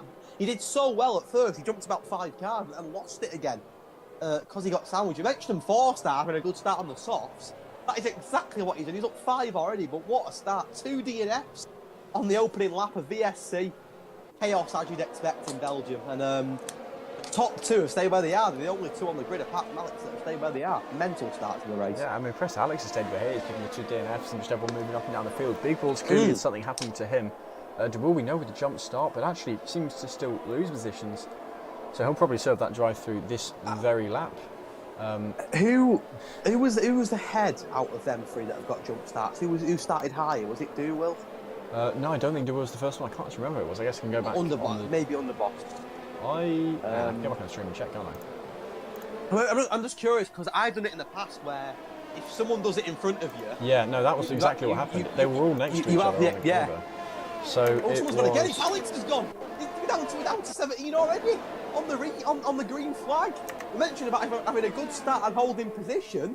He's out with the race on Hedge Corner. So it was De Will. So sorry to interrupt. It was De Will and then Underboss and then Club PR in that order. So I'm guessing there's a few people coming to the pits. One of them is De Will, of course. Look at Nelu Safi. Nelu Safi's 4 wide here with Toes that looks even 4-star. There's 4 of them approaching turn 1, but what an amazing first lap. 3 DNFs on the opening lap. No one could have predicted that many. I thought there may be 1 or 2, but 3 on the first lap is... yeah, 3 DNFs and just as many drive-throughs as well. Yeah, mental start. Crazy start as on board then with Nelu Safi, who's, to be fair, nearly lost the car up on Rouge, but due to the chaos, has already jumped 4 places and is already hunting down likes of the lucky 4-star though. 4-star's up 7. A good start on the softs. He's up 8. He's just on the inside of Deluxe. Can he get the move stick? No, he can. Oh, Nelu Safi right behind the 2 of them. Yeah. There we go, hang on. Got to be careful. Around the outside of No Name, this might be a very nice overtake here by 4-star. It's tricky to do, but with a tyre advantage. No, he's had to slot in behind, it seems. Is he going to go for it? No, had to take it. Defend from Nelu Safi. And I think he really is going to have to defend from Nelu Safi because not a driver who's just going to lay down and wait. But really everything's kicked off this race so far. Nelu Safi in an Alpine sandwich between 4-star and Cold Paradox. And he needs to be moving up through the field perhaps a bit faster. And it's going to be tricky to get past 4-star. If anything, he wants to wait, not attack 4-star, so 4-star himself from the softs can almost drag him up through the field. Wait for 4-star's tyres to get a bit older or something else, another safety car perhaps. Well, not, another VSC or a safety car. What a chaotic first lap. I don't think we expected that. I mean, I don't think we expected a bit of drama. 3 DNFs on the first lap is mental. Things are hopefully starting to calm down again now, but these two, 4-star and Nelu Safra, having a great battle here. Will Nelu go for it? No, he won't. Pierre coming into the pit to do his drive-through, so that'll help Nelu Safra jump another place as DC Hobbsy now setting the fast up. Pickle. Oh, it doesn't matter, they keep changing. I want to say Pickle got it, but they kept changing. Right, I think Tobes has got it in the end. Attempt. As DRS enabled, this could get very interesting as we approach Eau Rouge. Leo mentioned him pulling away. He's not pulled away from Strauss or DC. Yeah, they're sticking with him. To him. Fairly even levels of ERS for the moment. Leo used a bit less, but here we go. Strauss is on the outside, and he might have this on the outside here. Yeah, he's got the overspeed, and he's up into the lead. You see Marty and Hobbsy also battling away. Marty fairly clean overtake up into P4 as Hobbsy now under threat from Pickle, who's gone fine up given he started on the mediums. Where did he start? Hang on, how many positions is he up? He's up 7 positions. He's up 7 already. As is Marty, he's 4-star up 8, which I think we may have seen now I think about it. Yeah, it's a great start for Marty and Pickle up 7, and of course 4-star will pay it on the softs as well. But Strauss doing a great job to get the race lead, and how quick Leo's been tonight in the qualifying sessions. So well done, Strauss. I've mentioned Strauss not out of the championship when he does yet. He's the fourth favourite by some margin, but you never know. I mean, realistically, he's out of it, but we can all hope. And hey, win to that, and Nella and DC DNF, he's back in at yellow flag again. Who's that one for? That is Tobes. And he has gone round. I'm not seeing any damage. Can't see the front left of his car from here, though. Oh, wow, 4-star. How is he not out of the race? Wow, he's just absolutely punted the wall. How is he not out? He's got his front wing. Plate. That is, oh my word, honestly. He's hit the wall there, full on at about 180 miles an hour and not doing that. And only lost his head. He's only lost his wing. I guess what he has done is he's lost all his hard work, hasn't he? But that really should have been a 4th DNF for the race. He's unbelievably lucky there. To not even lose his wing is ridiculous. That is mental. It's a shame because he's lost all his hard work now, but he could have been out. He's a very lucky boy that he's not out of the race there, definitely. As he approached Eau Rouge for the 4th time, and we've seen a mental start. Don't think Leo hunting down Hobbsy here. Close enough for the lead. Yeah, no, that's what I'm looking at now. Nelu Safra on Deluxe in the outside, and he's through miles ahead. Easy. Look at this 4 who went up Rouge behind each other here. There's a train up Eau Rouge. Tobes, Underboss, Deluxe, and Doolittle and Claire PR, sorry. It's just honestly, it's just a crazy start to this race, and I'm not speechless. I mean, how 4-star isn't DNF, I have no idea. But the top 3 is fighting to pull away a bit here and have a great fight for the lead. Yeah, it's still nice and close to each other there, so they're really fighting here. Leo unable to get away. He's actually pressure as well, isn't he? In the lead at the moment. Hobbs under big pressure from Pickle. Right, and he's on the mediums as well, Pickle. He's flying. He's up 7. I mean, Nelu Safra's had a great start. He's got a train behind him now, but he's got past that train. He's had a dream start, Nelu Safra. To be 7th already is brilliant, and he'll be looking forward to getting onto them softs. Of course, there's no sign of any rain whatsoever just yet, as Hobbsy does lose out to Pickle. Pickle on the medium, as you said, he's having a mighty race. Come back. Yellow, who's that one for? Has he gone round or is he just? Not too sure what happened, but it's a shame because he had such a good start. Oh, Pickle has a bit of a wobble there. Well, last talk of that could invite Hobbsy, who's got the of course. It's not a very long run down to turn 1, but Hobbsy might go for a move on the inside. Doesn't. But Hobbsy you'd expect to put Pickle under pressure from that P5. Yeah, of course. As we approach the next DRS detection zone in a moment's time. We saw a bit of, well, certainly in Tier 3 there was some DRS chicken. I suspect we might see the same later on if the front runners are close to each other. But the DRS is just so powerful here. You can see 1/4 of a second back, 2.5 tenths, and look how quickly Hobbsy can gain on Pickle. Flying past, easily done the overtake. Pickle forced to tuck in order to take the corner nicely. And yeah, that's how simple it is. And it's the way most of the overtakes are going to happen. It could be a double move on Tobes here if he's not careful. I mean, Underboss will definitely get him. I don't think you will get him here. but Underboss making a pass on Tobes, getting up to P12. Tobes going to try and fight it though. Contact between the two of them, he spins the car. And he's caught to Will. Oh, he hits into Doolittle. Oh, it's so unlucky. To Will, front left end plate gone from it as well. Oh, that's just wrong place, wrong time. That's so unfortunate. That he wasn't even involved in that. The ghosting system not worked there for Doolittle. I mean, it was a brave lunge from Tobes, who'd already lost the position. But if you're Doolittle, you're just a passerby getting dragged into it. It's so unfair and so unfortunate. Of course, he already had a drive-through pen Doolittle as well. It's going to make him go even slower. And I have to pit again. And I don't want to say race over Doolittle, but I said that last week when I remember as if he won the race. But he's certainly in a tough position now, Doolittle, with 5 laps on the clock. That was just so unfortunate. No, that wasn't his fault. As DC reeling in Leon here, the top 3 are getting very close together. Very close together. As we approach lap 6. DC nearly actually loses his front wing on Yeah. Leo. This could be great. This could be fantastic, this. That Could be a great battle. I think Strauss could be in trouble here for the lead in a moment again. We've seen how long that DRS straight is. You say that. Strauss has the most ERS of the 3 of them. So clearly he's confident with what he's doing. Yeah, very true. I know he's capable. But look at Leo how close he is now. And maybe even DC as well. I don't think DC will get a move here, but I think Leo will. I'll be very surprised if he doesn't. Yeah, he's going to get him, isn't he? Race lead. There you go. Will Strauss come back? No, he won't. So Leo is back in the lead of the race. But DC right on the back of them both. The 3 of them are almost pushing each other around the track. It's ridiculous. We also had as well. Looks like Pickle got past Hobbsy as well. So Pickle flying up the order again. And the other Haas driver making moves as well. He obviously lost the place. His teammate Lars gained a place. He got past Trunders into top 10. Lars up 10 places. Eventually he started 20th.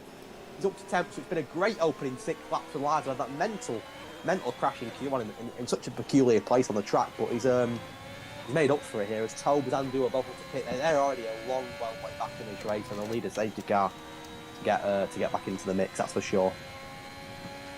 Yeah, and it's that yellow fault. Oh, Pickle! He's had a pickle, he's off. He got his front wing though. Good hard work. Oh, hang on, what's this? That's a bit of a dangerous rejoin there. Sure, Lars won't be too happy about that. That Trunder's forced to tuck in behind him. Finds himself straight back in the middle of a battle after all that hard work. Oh, Lars! Oh, what a and he's took him out as well. There's 2 of them. And I think Trunders has been involved as well. That was no, the Trunders biggest managed to crash avoid I've it. ever seen. That was ridiculous. I'll clip that and put it on YouTube later. That was unbelievable. Yeah, I was on board with Trunders behind. There we go, a safety car. Not surprising whatsoever there. Well, again, the ghosting system has ruined the race for a driver there because that was how mad. He's killed them both is ridiculous. Hang on, I'm going to go back and rewatch that. Wow, what an impact! I mean, it could have been a free horse collision there because Trunders wasn't far off either. It could have took him as well. That's mental. His ghosting turned on. So what happened here? You have, he has a moment, Wow. hits the left, goes in front of him, and it's just the contact between them. Bossman loses his tyre from the moment there's contact. He doesn't. It's not even before he hits the wall. He loses it simply from the contact with Lars's already DNF'd car. Exactly. And then Trunders, slows down, avoids the cars before they ghost. I'm sure he was having a. Well, we've seen it a few times now, haven't we? Now where the ghosting system's not worked properly, and it's cost. I mean, it cost Doolittle an M plate before. It's cost the driver a race there. I mean, it's such a shame because that shouldn't happen. Of course, in real life that would happen. It's realistic, but I mean. It shouldn't happen that. Ghosting's there for a reason. It should prevent things like that. It's a real shame that we've lost not 1, but 2 there. I mean, Lars, I mentioned, had such a good start. Up 10 places, of course. And Pickle was doing really well fighting opposite. What it does mean is we're 7 laps in and already lost a quarter of the grid. We've lost 5 of the 20 drivers already. Everyone gets points. 3 on lap 1. 3 on lap 1 and, of course, 2 there in a big impact on lap 6. A huge impact. But that was the same spot where 4-star hit the wall earlier and only got end plate damage, and he should be out of the race personally. It was a huge impact, and to only get end plate damage from that was mental. It's a shame that the ghosting system has cost a driver the race. It's a real shame. Yeah, it shouldn't be happening. I know it's not the words the 2 drivers we're thinking of, but that crash was absolutely spectacular. Oh, that was mental. I'll be clipping that. It was just like I think obviously you've seen many crashes on this game, but the impact was just crazy. What I will say is, everyone apart from the top 5 is now pitted. So the top 5 on the medium yet to pit. The rest of them have pitted. DC on the soft compound tyre. Nelu Safu still second on the medium. Now we are due rain later. There's no sign of that dust yet. The more safety cars that come out, the more VSCs that come out, it's bound to bring that rain closer. There's a long, long way to go in this race so far. And I mean, already we've seen chaos in this opening 7 laps. 5 DNFs, it could have been more, quite easily. But if you're Dual and Tobes, you're over the moon, aren't you? Because you needed that to get back into this race. They were way off it, so they'll be happy with that. And I think next lap it'll come in for lap number 9. Yeah, assuming DeWall catches up. No one else. I should say no one else. Is that McLaren gone into the pits? No, it's not. So yeah, it should come out. Sorry, come in this lap. I'm speaking. I've never seen an impact like that. It was just mental.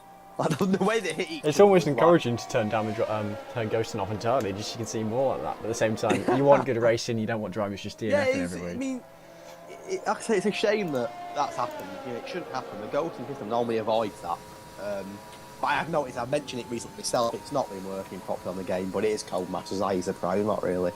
And then it'll start, like you say, I think to see 5 DNFs in 8 laps is still a long, long way to win this race. Yeah, Alex. Rain as well. Alex having a complaint there about Hedge Corner. Seems to keep catching drivers out, of course. Well, it's now Hedge, Alex, Pickle and Lars Corner. That's what it is. Yeah, it just keeps happening. Who was it? Pickle, of course, wasn't actually his fault.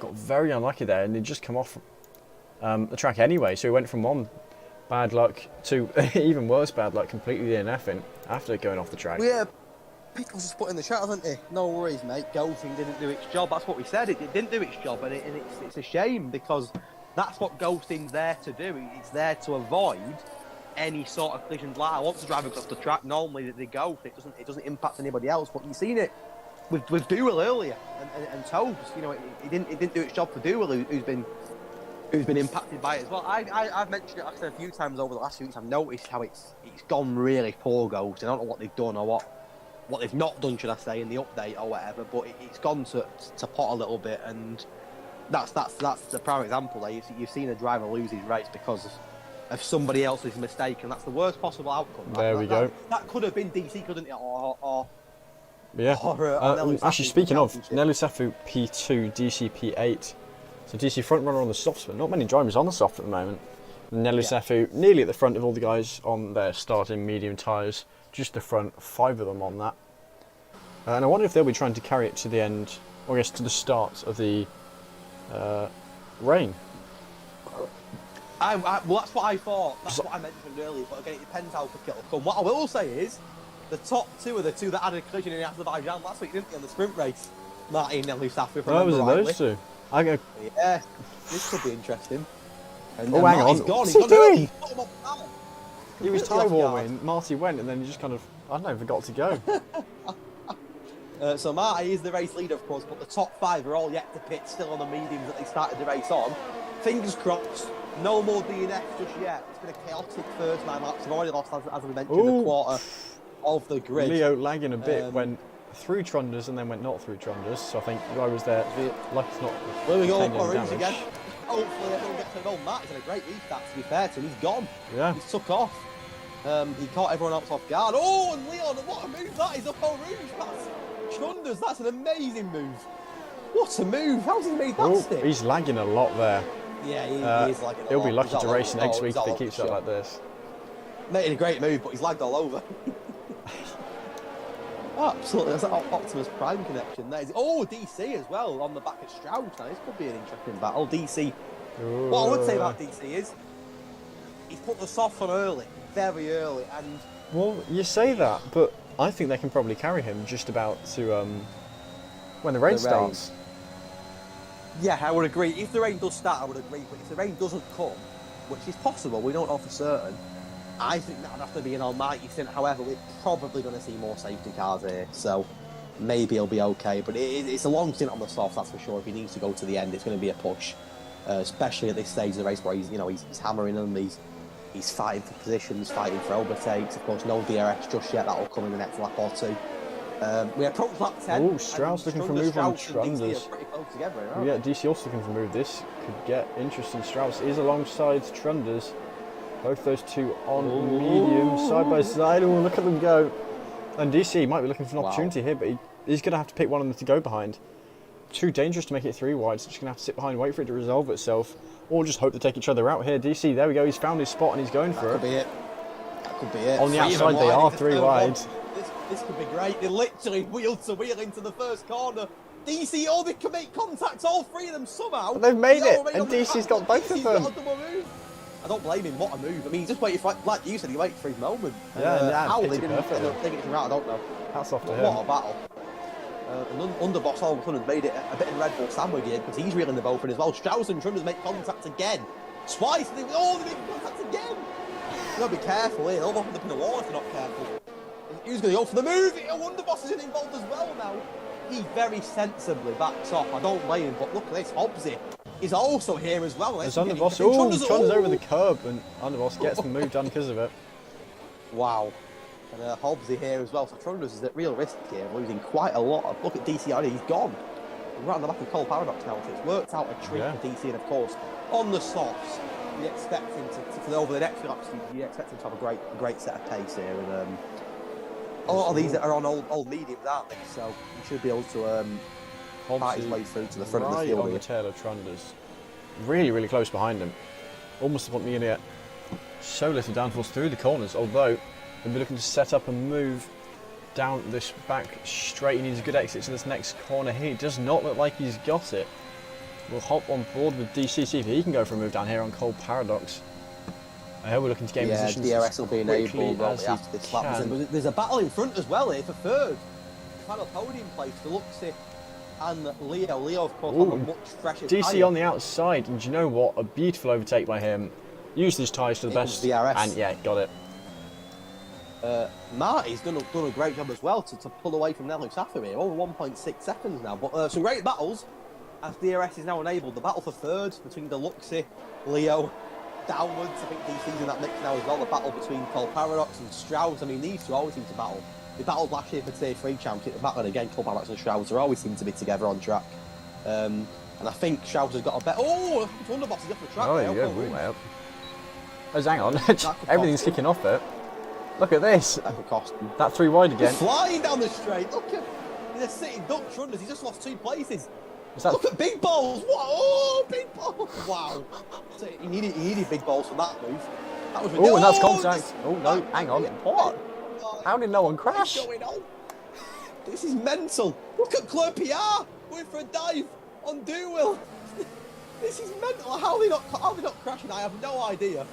Has Claire Pierre got the move done? I don't think he has. No, they're still side by side. Barely. Neck and neck, literally neck and neck. This could get dangerous into the corner. Oh no! On the inside, on the soft tyres. And hang on, Club Pierre's got it around the outside. I think he's managed to hold this off. This is chaos. Doodle's going to go on the inside though and try and get it back. And I think he has. Yeah, he's got it. 4-star. Get watching this whole thing. There's a further up the order. DC past Deluxie, now we're hunting down Leo. Strauss on Deluxie as well. P5, Strauss, of course, no DRS here, but Strauss looking the quicker driver, of course, on the much fresher tyre, around the outside. Lovely move. And you think now these old medium runners of Marty, of Nelu, of Deluxie, they're going to start. They're not losing pace because the medium can quite easily go the distance, but in comparison to the fresh soft runners, the fresher medium runners, they're going to start losing a little bit of pace to them. And here we Marty, go. to be fair, doing a great job here. And Marty's gap's getting bigger as well to Nelly Safa over 2 seconds. DC playing a bit of DRS chicken with Leo. Leo, in the end, is the better chicken. Wait, no. Yeah. Leo, the better chicken. DC giving DRS to... Oh, and penalty. Big ball's down in 9th. Himself might be able to go for an overtake, but here we go.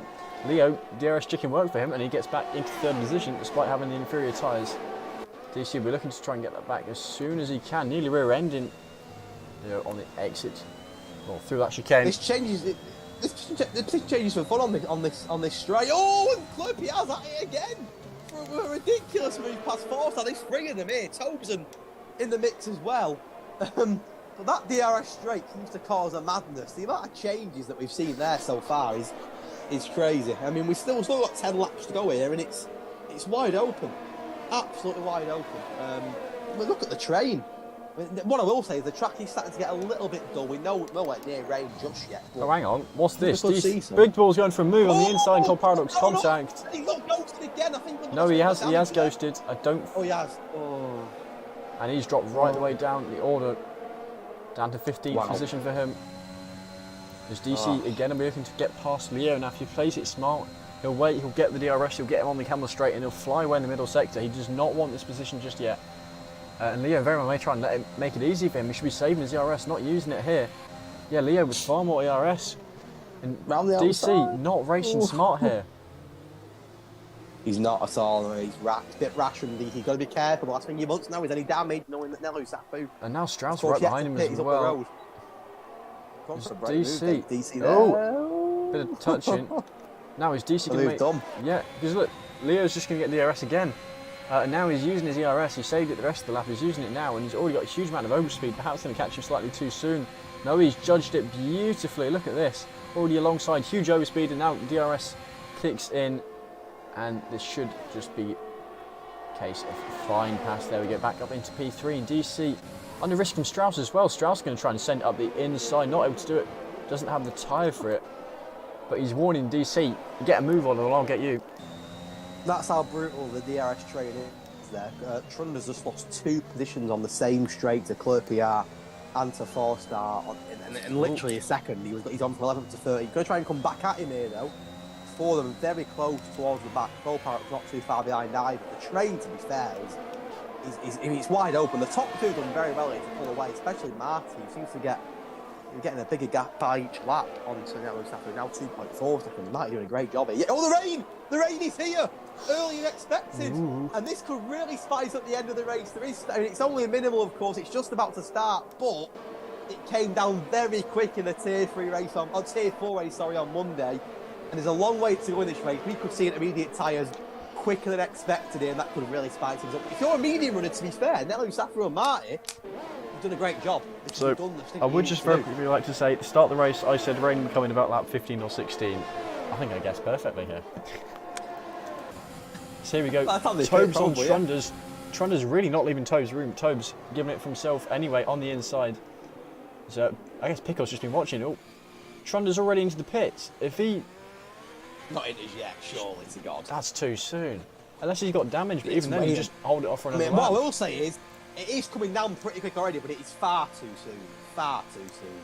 And it is, I can see the tyres. Yeah. It is intermediates. This time DC... He's further behind, DC too far behind Leo this time to go for a move. I'll tell you something. Yeah.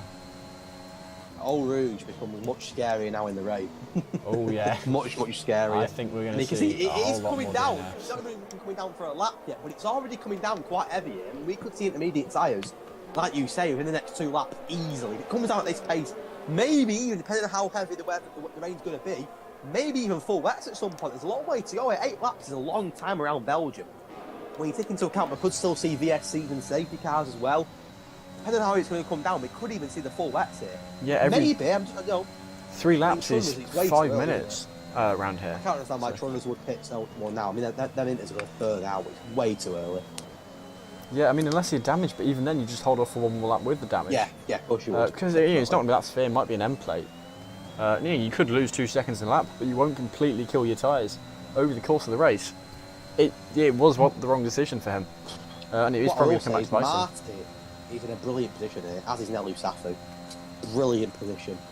Knowing that everyone's up the pit. I mean, you can see the splashes already coming down pretty heavy. DRS not disabled just yet, but when it does get stable, that's when you know the change is here. As Strauss gets past Big Balls, but you can see this rain already starting to play a part. DRS enabled for now. They need to make most of it because it'll be off soon. If you're Marty or Nello Safu, your strategy so far has paid off a treat in this race. And Marty's took off. He's miles ahead. 2.5 seconds. The gap is huge. Yeah, I think Nello Safu must have made a mistake. Leo is caught up with him. And I think DC might finally get a move. He wasted his softs earlier, not racing smart, just going for the move as soon as he could. But now, yeah, behind. DC's not close enough, is he? The rain is hammering it down already, though. Here, it's coming down quickly, and it's already having an impact on the track. Of course, again, no No, DRS disabled just yet, but I think it'll be soon because this rain's going to have have an impact. Of course, the only driver on the is Trunders, who has gone for them very early. I think too early, personally. Well, yeah, you saw that gap was, what was it, 22 seconds at the start of last lap? Yeah, it's too early, isn't it? Far too early to change. Some drivers... It's coming down quick. It's going to have an impact very soon on this race. Puddles are starting to appear. Yeah, some drivers really do struggle on a slightly wet track on dry tyres. So I guess, you know, if you don't want to spin, then it could be the right decision. But you can see the amount of time he's losing. Surely it is even too soon. In that case, even if you're not comfortable on a wet track, you still hold off a lap or two more. Yeah, 100%. 7 laps to go in this penultimate race of the season. The championship can't be won tonight, but it can go in the way of Nelu Safu or DC. They're both in a good position. That's what I will say. They're both in a very solid position. If you're Carl Cohen watching this race, you would not want to see Nelu Safu and DC in the top 4, but that's exactly where they are. You wonder who'll bite the bullet first in it. I think it's not time for it just yet. We're getting to that point very, very soon, and I think we could start seeing some pit stops over the next lap, that's for sure. But the DRS enabled still. Yeah, and it's kicking off because this battle for second now. Leo got DRS from the driver ahead, all the way down through Strauss and Seek. That's 5 of them battling here for P2. Not going to be so easy to overtake with the rain, but... Torst having a big wobble as well, coming out the final corner. Nearly losing the car, just about saving it. Oh, there's a move here as well. It's Hobbsy on the Luxie before Eau Rouge. I think we're about to see... Yep. Big balls on DC. And that looks said and done. And I'm probably about to jinx it here, but it's calmed down a little bit into the DNF, and a DNF in nearly 10 laps. So, again, I probably just jinxed that as the rain starts to hammer down. But, you know, it's been alright for now. But Marty's gap is getting bigger and bigger and bigger. He's in a fantastic position here. And you're going to feel sorry for Trunders, who's just getting, that gap's getting bigger and bigger and bigger in terms of catching up the rest of the pack, which isn't great for him. Yeah, but of course, it's not worth changing back. He's made the mistake. Now he needs to double down, stick with it, and do the best he can. And I guess ideal position for him would be if there's another safety car, if there's heavy wet conditions, something that forces more drivers to pit, allows them to close up on the leaders. There's a yellow flag. Balls! He's off the track. Ooh. And he's thrown away all his hard work on them softs. Yeah. He's going to go down and down and down. Yeah. No damage, Oh yeah, it is front left end plates. It's going to be a wing change as well. So yeah, I guess he's costly. He's pitting for inches whether or not he wants to this lap. He's going to have to, isn't he? He's going to have to, but he's a lucky boy. He's not out the race there, but he's thrown away a good position. Marty, he's setting some amazing pace here. I don't think he's won a race all. He's down at the bottom in the championship. And he's up for. Oh, he's pitting! He's pitting! This could be interesting. Do the rest follow suit? They don't. Nelu Safu sticks. They're all sticking. So this is a very interesting moment in this race. Oh, and Strauss has gone round. Strauss has lost his front right end plate. He's not. Oh no, he hasn't. He hasn't. Like he might have. I think Marty smashed it because his puddle's on the track. I think Marty has smashed it. I really do. Yeah, you see rain heavy now. I think Marty has done that. Look at the rain. Look how it's come down all of a sudden. I'm surprised that Strauss didn't pit when Nelu Safu didn't, because Aston Martin, they're going to, I mean, they would have double stacked if Strauss didn't make that mistake. So I'm very surprised. Oh, look at the top three! Ooh. Look at the top three, look how close they are! That looks a little dangerous in the rain, but here we go. You can see fighting away side by side here for P2, briefly through that chicane. Watch it. I mean, I know the S still enabled, but I think Marty is pitted at the right time there. I really do. I think this one extra lap could potentially put Nelu Safu and Leo and DC into trouble. Marty does compared to Cole Paradox. He's getting, I'm surprised the S still enabled it because his puddle's on the track. I'm going to get me switched off soon, surely. Because this rain is playing havoc now. I mean, how the S is still on, I'm not too sure. It's got to come off very soon. You see the puddles are having a massive impact now. But I think Marty there, of course, only time will tell. But it was a brave call to pit a lap earlier. I think it could be the right call. He's in a bit of traffic now, though, which is not helping his situation at all. He's right on the back of Cole Paradox. Look at the traffic Marty's in. Yeah, no, you can see he's definitely the faster tyre here. You can see he's the faster tyres. He hits Cole Paradox. I think he's got and if that's reported, that may very well be a 3-second penalty for him. Only a light contact, possibly just down to tyres. I just wonder, is this traffic going to cost him the P1 though? Because he's stuck behind Strauss and Clerpiard. Yeah, always Clerpiard gets on the grass there. Comes back on behind Cole Paradox. I reckon Tobes will have him as well because of the overspeed. The hop back on board with Marty. Is Marty now looking for Strauss on the inside? And how's the S still enabled? What is going on? Yes, he's still on. Strauss going wide there. On? And all the front runners into the pit lane. And here comes Marty, who'll get the race lead again here, pretty comfortably. It was a great call from him, even on the traffic, to yeah, nice. Get out. Oh, wait, what? Leo's not... Oh, he has picked. That was weird. That was a really weird one. It's disabled now, so there you go. And Marty will take lead of the race. You've got to say he's favourite at the moment. I mean, he set good pace in the drive. And look at this, Underboss. Situation. He swiped a lot of them. Underboss up into P2 by pitting previous lap. Wow. Well played. Well played, Underboss. As for the title fight, DC 5th, Nelu 3rd.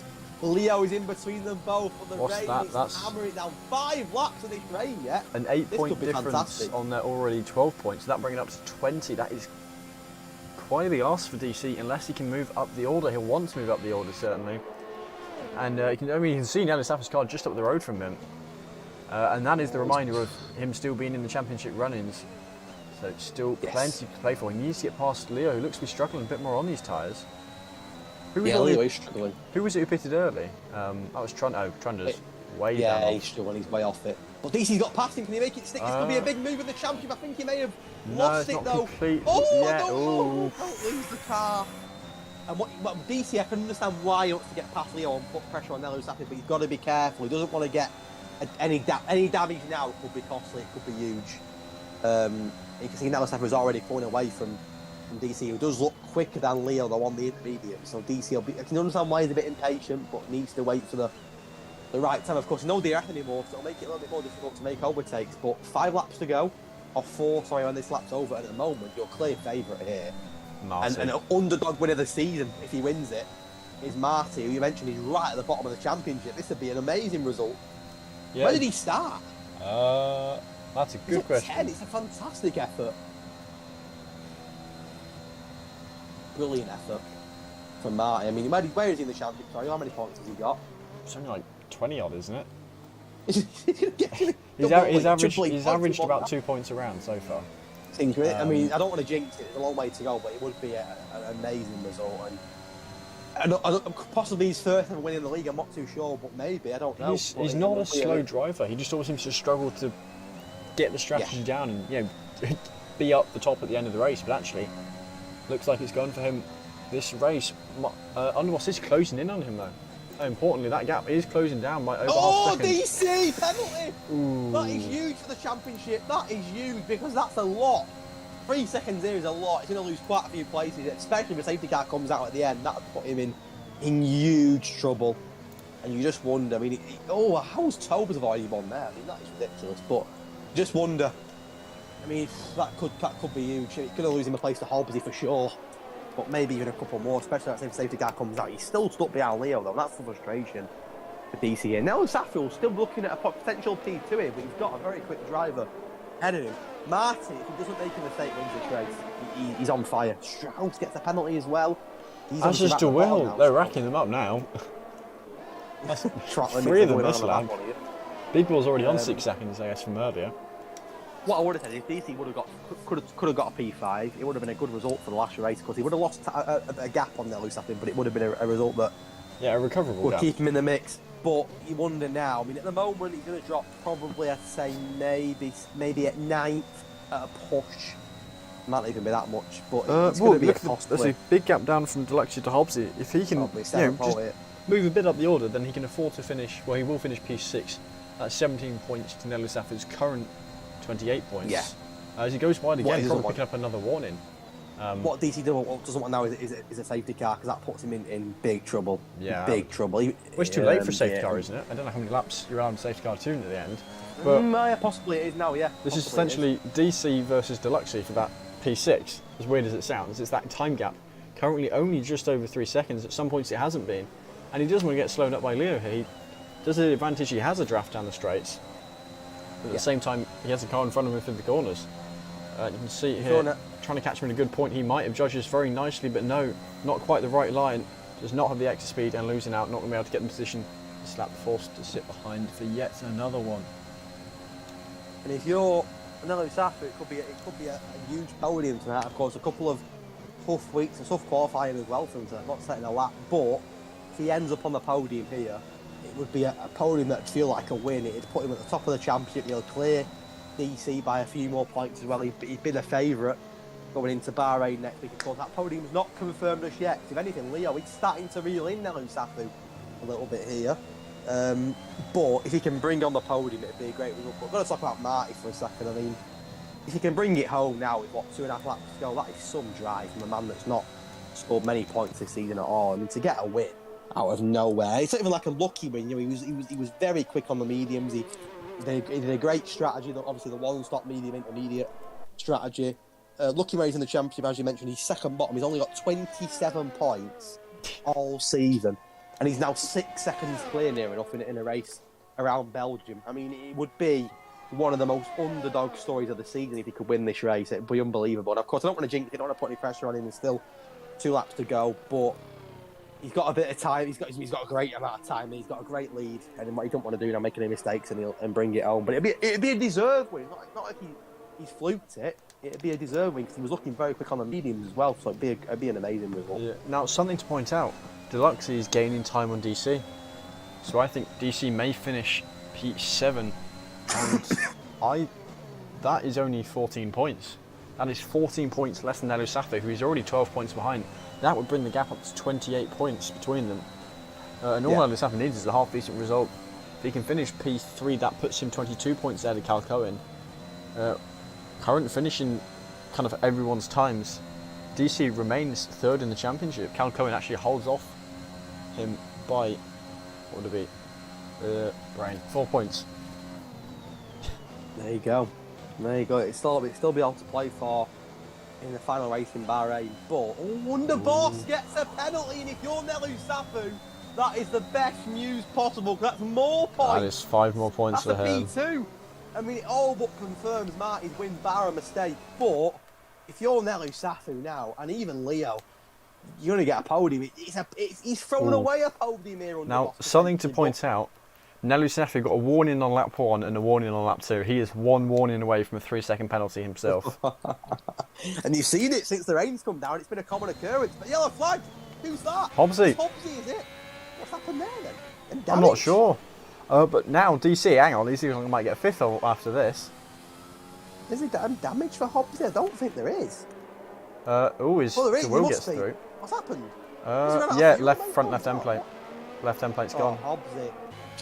Well, that's his chances of I say he's P4 in the championship. Strauss is 13th, so maybe not out of everything, but he's going to lose a lot of places there. Hobbsy, 1 lap to go, and Marty, we're on board with Marty here. He's got 1 more lap to bring it home. You see, look in his rear mirror, there's no one even near him. He's flying, absolutely flying. But if you're Nelu Safi now, I mean, you're on for a possible P2, which is huge for the championship. Absolutely huge. Yeah, DC knows he really needs to push, but that gap currently is over 3 seconds. So all of a sudden we were talking about getting P7, and Amazon maintaining that P5, actually not losing as many positions as we thought, especially after we saw that Nelu Safi is now going to be getting that P2, bar not getting a penalty in this last lap. He will really kick himself if he does pick up one. Yeah, definitely.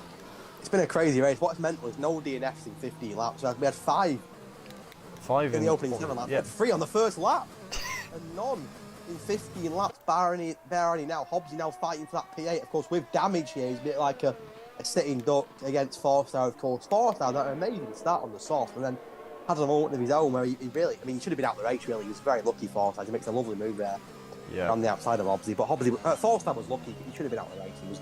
That collision was ridiculous. And for him to not DNF from that was mental. Very lucky. But sometimes you need a bit of luck. I mean, I can't talk about Marty again. I mean, what a performance. To be second bottom in the championship, score barely 30 points all season, and then bring home a race win. I mean, who's got fastest lap tonight? That could be a big one. Big Balls has got the fastest lap tonight. It's 40 points for Marty. It's unreal. Nelu Safu has to be careful. He's 7/10 off losing that P2. He's got to be careful. It's not there yet, but could be a massive P2 for Nelu Safu. A P2 that could not win in the championship by any means, but it could put him in a huge position going into the final race next week. But DC's going for the move on Leo. Now, this is not worth it at all. This is far too much risk. No. He really shouldn't be doing this. But I'll quickly watch Marty cross the line and get a very well-earned win for him. Underboss going to be the next man DC, I think he has got past. Hang on, what are these two doing back there? No, they're pushing each other off the track. I mean, DC, I mean, he has DC's gonna got finish ahead of it, him, but it wasn't worth it because he's fifth anyway. No, it was a brave one. And he risks losing time to Deluxey. Well done, though. Well done to DC. Don't get me wrong, it's a good result for DC. It keeps him in the mix, but you feel now. I mean, I don't want to say he's out of the championship because he's not, but you've got to. Oh, hang on, Club yours, put it in the wall just before the line. I mean, he'll get point. Oh, he'll get his points. He'll get a singular point. Strunders, though. Well done to Strunders, who's kept going after that poor pit stop earlier where he had to pit for the intermediates and he did it too early. But he'll get one for it because he's going to jump to 14th. And there we go, 14th position. I think Safu there, it's a great result from him. And Marty, I mean, wow. That is an unreal story. I mean, we obviously we know anyone can win a race in this tier, but to be sat second bottom of the championship with 27 points all season. He's bagged 40 in one race. I mean, it's a 500 to 1 story. It's ridiculous, and it's a fantastic. It's great to see that happen. I love that when that happens. And I mean, obviously for me, he's driver of the day. He's got to be driver of the day there. 11th to first, magnificent. Yeah, we had him 11th to first, and then you had Nelu Safu 15th to second after whatever on earth happened in qualifying. Yeah. So two big stories there.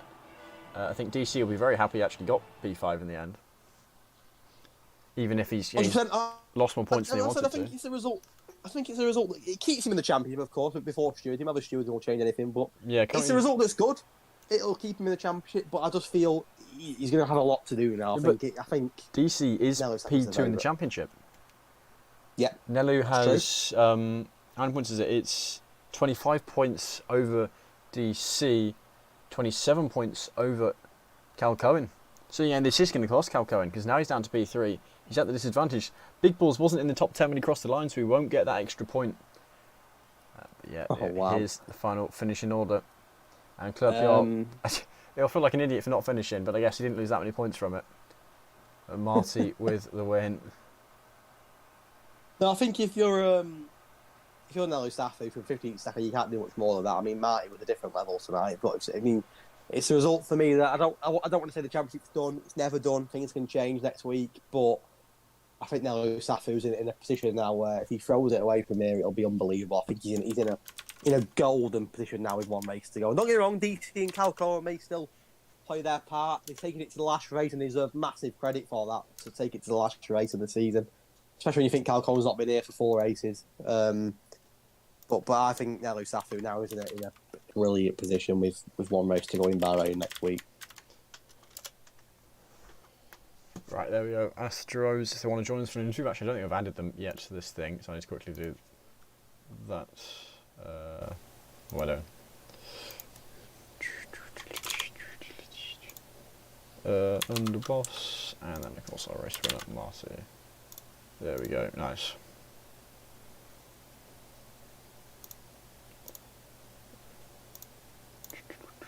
Now, of course, I don't expect Nelisaf to join us yet. We said it.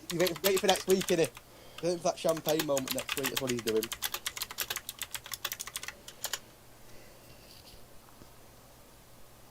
So yeah, we'll wait for the drivers to join. Underboss, I guess, his first interview because he's asking how on earth he joins. We'll have two, because it'll be Marty's as well. Some new phases. Or new voices, should I say. Oh yeah, of course, Marty's. No, he's got podium. When he's just not even got the points for P3 anyway. Throughout the entirety of the championship, he's not got the points for P3. He's just gone and got a win. That's incredible. Incredible.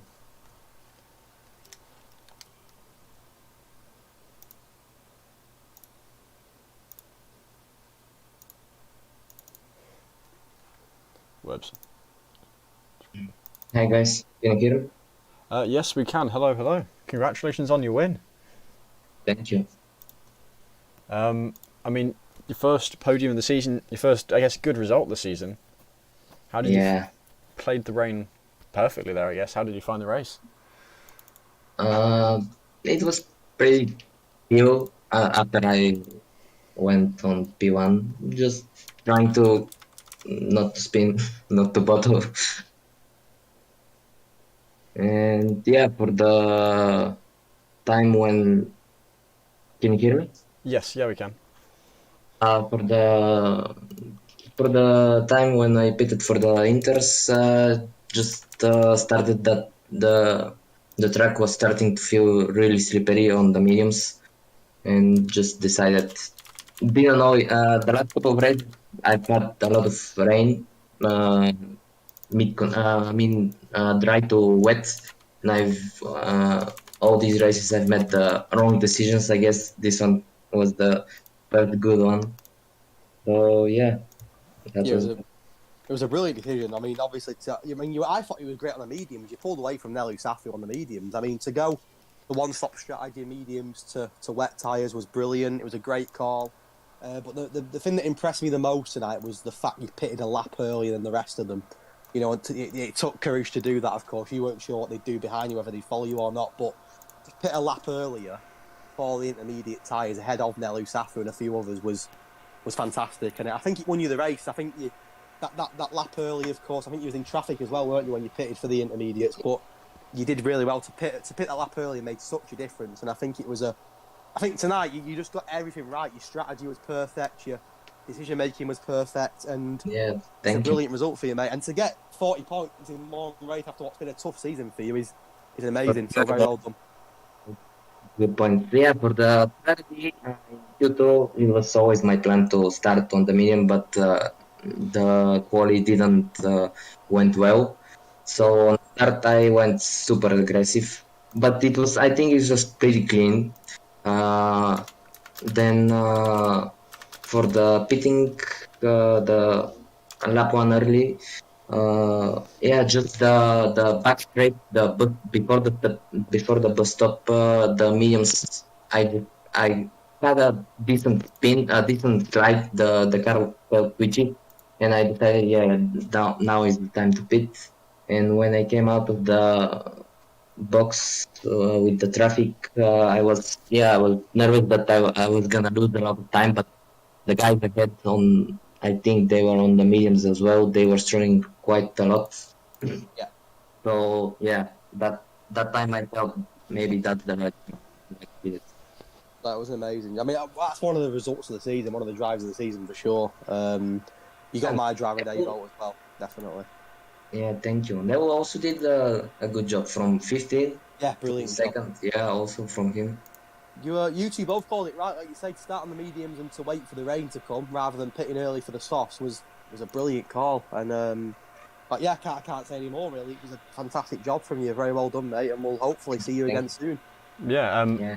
Certainly from my perspective, it's nice to see because you always seem to be very good at the qualifying side. It's just getting that race strategy for work for you, and you played it perfectly today with the rain. So very well deserved on the win. Thank you. Congratulations, mate. Well done. Take care, pal. Well done. Thank you. Bye. Bye, mate. I'm guessing the Underboss isn't joining us, but what I've just noticed... Underboss said he would join us. He said, what was it he said? All right, I'll join you in a secundo. So, be more than a second. Okay, we'll give him a minute. What do you know? I'm just looking at the championship standings. It's amazing tonight that we've got two podium sitters that are sat in the bottom three of the championship. Underboss is third bottom, and Marty's second bottom.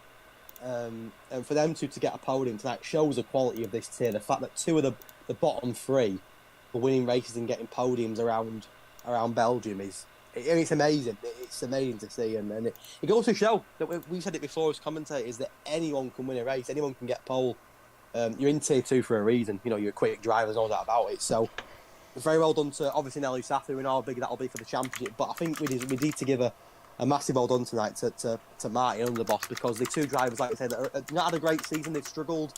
They're in the bottom of the championship, but they won't be at the bottom anymore, will they? Because they've just scored huge points there. Yeah. So it's good to start, like you said as well, it's good to have different people, isn't it? It's a nice mix when you get different people in the interview as well. So very well done to them both. Yeah, so Underboss sadly not got his mic working, so it will just be, we had briefly Marty coming into the interview on his win. But yeah, next week, Bahrain season finale. 27 points separating the top three drivers provisionally. I don't think the race was too scrappy today. Of course, there were lots of incidents, but I think they were all fairly clean cuts. Yeah, I mean, the lap wasn't it? Lap 1 was chaos, absolute chaos, and then of course that big crash on lap 7, which was so unfair. Was it Pickle who was caught up in it, or was it Lars who was caught up in it? I can't remember which way it was. No, there was that Lars Pickle incident, of course, on the what now dubbed Hedge Corner. That was massive. Hedge Corner. Hedge Corner took a lot of people's out, didn't it? Yeah, actually, Hedge, I don't know if you've seen, but Nelly Safu has said, and the message has been pinned, if I win the championship, I promise I'll come for an interview. We said that all season, haven't we? He's waiting for the big night. Yeah, well, we've said that, but now he's night. confirmed that he agrees with that plan, so hopefully we can get him in. I guess we'll see. It's only if he wins the championship, but 25-point lead. As long as he finishes in the top 6, he's won the championship. I mean, that is how he needs to think about it. He needs a top 6 finish, and he's won. No questions asked for the others. That's all he needs. It's well in his hands. I think that's all he could ask for, going into the last race knowing that it's in his control. I think Calcon will be disappointed, but like you say, the fact that he's missed 4 races and he's still in the mix shows how well Calcon's been this season. Yeah. And DC as well deserves a massive well done, because to even be in the mix to go into the last race is fantastic. And of course, it's still a 3-horse race. It's still all to play for next week. But Nelu Safu now is in a great position with 1 race to go. That's for sure.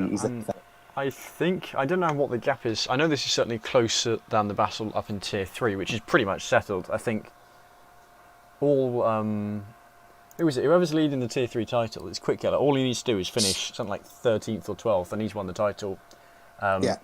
In Tier 3. Tier 4, I don't know what gaps to Bailiff is. I don't know what the result was on Monday. No, he's got quite a good gap. I mean, what I don't know what the situation is in Tier 1. Maybe you'll know, but it's great to see that Tier 1's majority of the tiers been decided today. Tier 1 done. Been decided, okay. Yeah, because Walter wasn't able to do this race, so Jerome has got the win. I mean, I guess recommend people go watch that now. It's in the description if you've not been here for that all along. If not, I will quickly slap the link. I was going to say very quickly, it's great to see that all the tiers are going to the wire into the last races of the season. Obviously, I know Tier 1's been decided tonight, but the fact Tier 2, 3 and 4 are all going to the last race, it goes to show the quality in each tier, and it's great. You don't want to see anybody running away with it, and it's great to see that we're going to be here next week, and obviously Monday in Tier 4 and Tier 3, and the championship's not done yet, and there could be some more drama in each tier, so well done to everybody. So something I only found out recently. See you next week in Bahrain. Well, you know how last season Walter completely stomped Tier 1? Yes. This season, he has not been using setups. At all. He's been using default car every race, if my understanding is correct. He was only 42 points behind the championship lead. Actually, could have been fighting for it if he had to be away today. He's not bad, is he? He's not bad. So yeah, he's fast man. If you're still listening to us, go watch Tier 1. They're about to start their formation lap. Go away, come join us next week for Bahrain. Or actually, go watch Hedge Racing in Tier 4 next Monday. That's, 8 o'clock start? It is, mate. 8 o'clock on Monday. Tier 3 race at R3. R3? Not R3. Don't be there at R3. They're not racing at R3. Tier 3 race at R7, and I'm hopefully going to get my first points on the wheel on Monday in Tier 4. We reckon you might have got your first points if you crash near the end. See. But we'll see. Either way, first race finish on. Yeah, we'll. Yeah. We'll see. All being well. That's Monday at 8 o'clock, so... Yeah, see how I get on. It should be a good race, we'll see. Hopefully, fingers crossed. But yeah, from us, that is going to be goodbye. So go watch Tier 1 and see you next week. Yep, see you next week. See you in Bahrain.